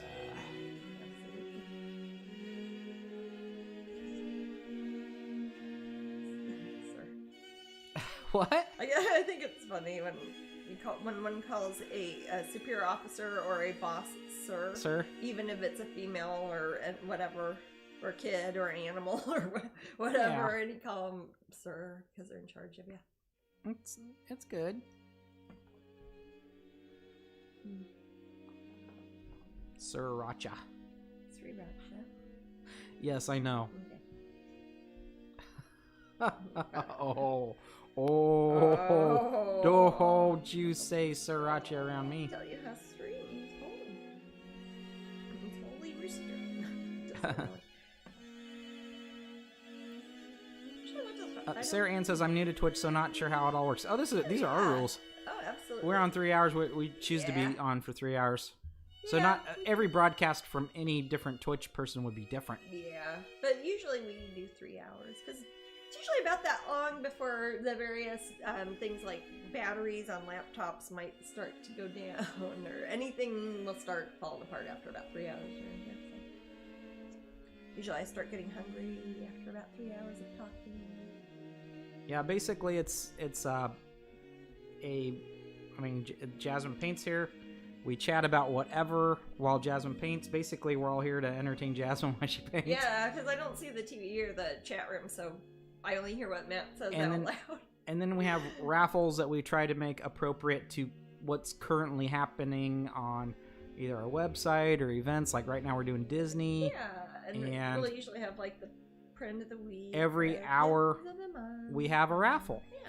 So it's kind of cool. Makes it fun, makes it yeah. exciting. But yeah, Twitch is filled with all sorts of different people doing all sorts of Oh, things. We yeah. happen to be the art, This is in the Twitch art thing. creative, It's so not- this is the, not quite as popular as video game stuff, Yeah, it's time. but it's, yeah. Here's You're hungry most weeks, says Get. Yeah, It's true. Well, it's kind of like it's always like I'm telling you, what is it, talking will 6 make you o'clock in the hungry. evening? Yeah, It makes and you often hungry. On Sundays, I usually have like a bigger breakfast, and I don't always have lunch until later. So it's maybe I don't have dinner till like midnight. So right. And like Nigel's saying, most UK viewers start to get sleepy. I would Mhm. definitely be sleepy if I was a UK viewer yeah. already. So what? So we started at what's 3 p.m. 3 p.m. our our time, which is 20 o'clock to UK, 6 noon. p.m. and that's 3 hours, and that's usually for people in the UK. That's either it could be 9 to midnight or 8 to 11, depending Yeah. on where our daylight savings and British summertime match up. Yeah. I think that's what you guys call it. And we usually do on Sundays. Again, this next Sunday we won't because it's Super Bowl Sunday and nobody Right. will be watching us. But we'll be doing it the subsequent Wednesday, and then we'll be back again on Valentine's Day, which will be Oh, two yeah, 8 weeks to 11. from today. 3 hours. I think, yeah. And that we might be a little goofier and less, not that we're super formal, but less formal on the Valentine's Day because heck, it's our Valentine's Day too. So we might, I don't know, eat chocolate or something. I don't know. Yes, we'll have a Valentine's. I'll somehow make it themed. Maybe if I could see one of our Charles Burlett stories, it looks like it's a love story or something. Oh wow, going all out, yeah. Aw, Jeanette says this is one of my favorite. This is one of my favorite times during the week. Oh, thank you. That's sweet. Thank you. It's often, well, with the exception of Epcot happening right now, it's one of the more social times I have, really, especially during the pandemic. It's like some of the only times I've talked to people. It's been this way, staring at the wall. Karen says it's 23 o'clock p.m. when it finishes for us. So Yeah, it's a lot. that of means midnight. 11 p.m. So, in yeah, it's getting Nighttime. American speak. Yeah. We don't use we call that military time, Kieran. I use military time myself. And Jasmine likes military time. It's useful. Like when it says 15, it is 15. It's 15. It's 15. I don't have to do them. Everybody's like, subtract 12. I'm like, no, it's 15. You don't have to remember 12 more things. It's not hard. Sorry. Yeah, if you think of it as 15, that's what 15 is. Yeah, and you know what time of day it is and what meal you might be eating at 15. I don't know. What were you doing at 15? I was in high school. It's 18 o'clock. Do you know where your children are? 18 p.m. here. What, 4 o'clock? Says Fairy Bell. Yeah. Well, It's almost 18 p.m. here. yeah. And that will be our raffle. And this is the fun one where we find out who wins the raffle, and then we find out what prize they get. So that we won't know what prize yet, so I can't show it to you. But we'll know in like 4 minutes or whatever. How long? I don't know. About 5 minutes. My internal clock is all over. And apparently I'm military time. What else do they call military time? Just 24-hour time? Yeah. Proper time? Hey. Yeah. What? Clock. I think that metric. Metric? I don't know. They call that metric, really? Or is that a Did they joke? call it metric time? I call it metric time. I thought I was making a joke. Maybe that's why I'm saying it. Maybe it is called metric time. I mean, it's not like Celsius. No. Centigrade.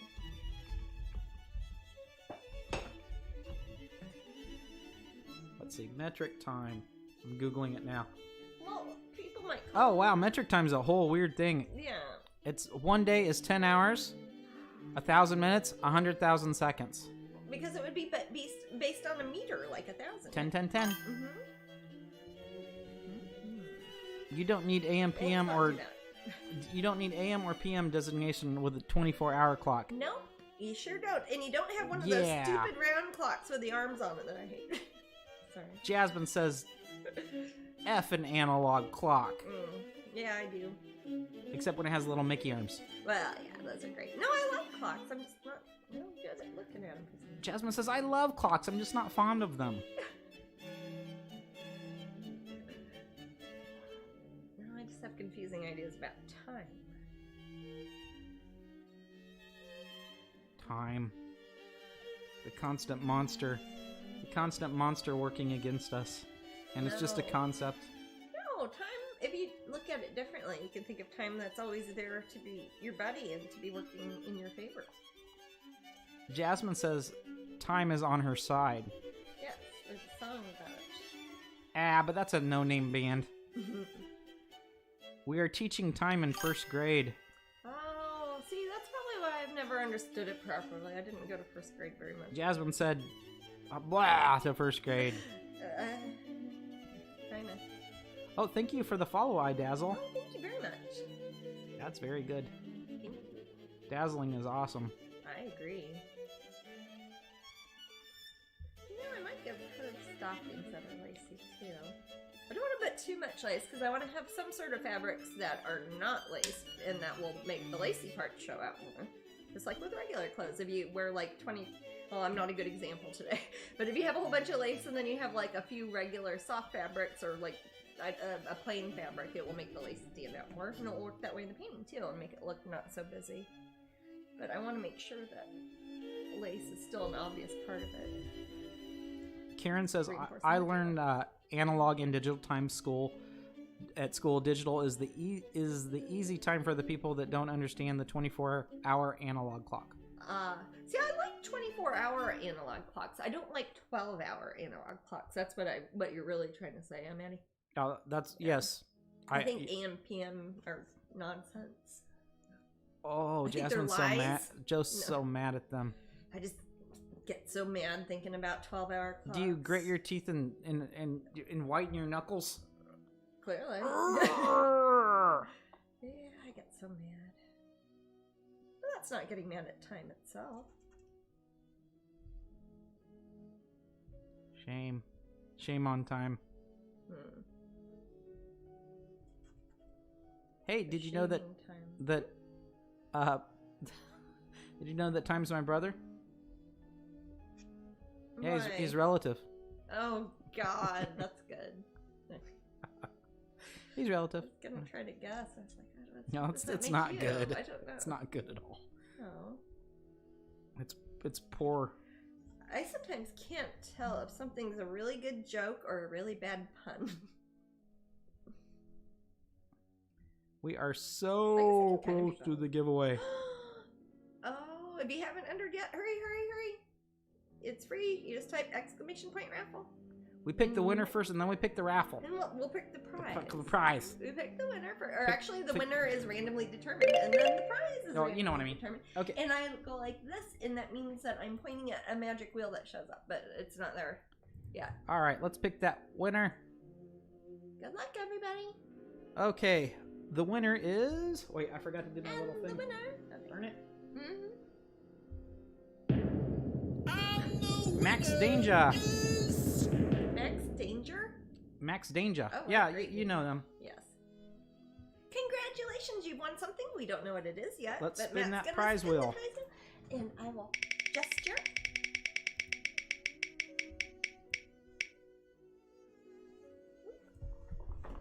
Portrait pin set 4. Portrait pin set 4!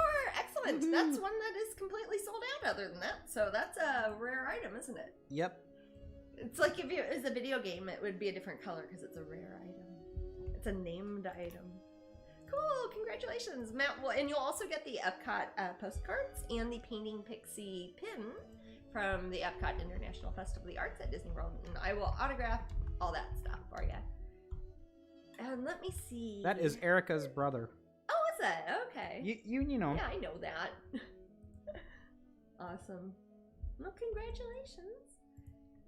And we'll probably see them at Dragon Con. Yes, yes, we will. I hope so. Yeah, I'm sure. I mean, that's so long from now. Yeah. Alrighty, that was lovely. Thank you, everybody, for joining us. The music's just again, quiet, but it we sounds won't like it be stopped. here. Yeah, I was gonna say I don't hear music. It'll be our broadcast is usually on Sunday. But not next Sunday, not Super Bowl Sunday, but the Wednesday after that. So that will be February 10th. And then the subsequent Sunday, Valentine's Day, we will be here. So Yeah. and we'll always post the dates here at Twitch and on my social media. And go join Patreon if you haven't already. And if you do it before midnight, you can still get those Black Swan and White Swan pins sent to you automatically. As long as it's still January. So you got like 6 hours. Does it go by our time or? I don't know, dude. It's a 24-hour time.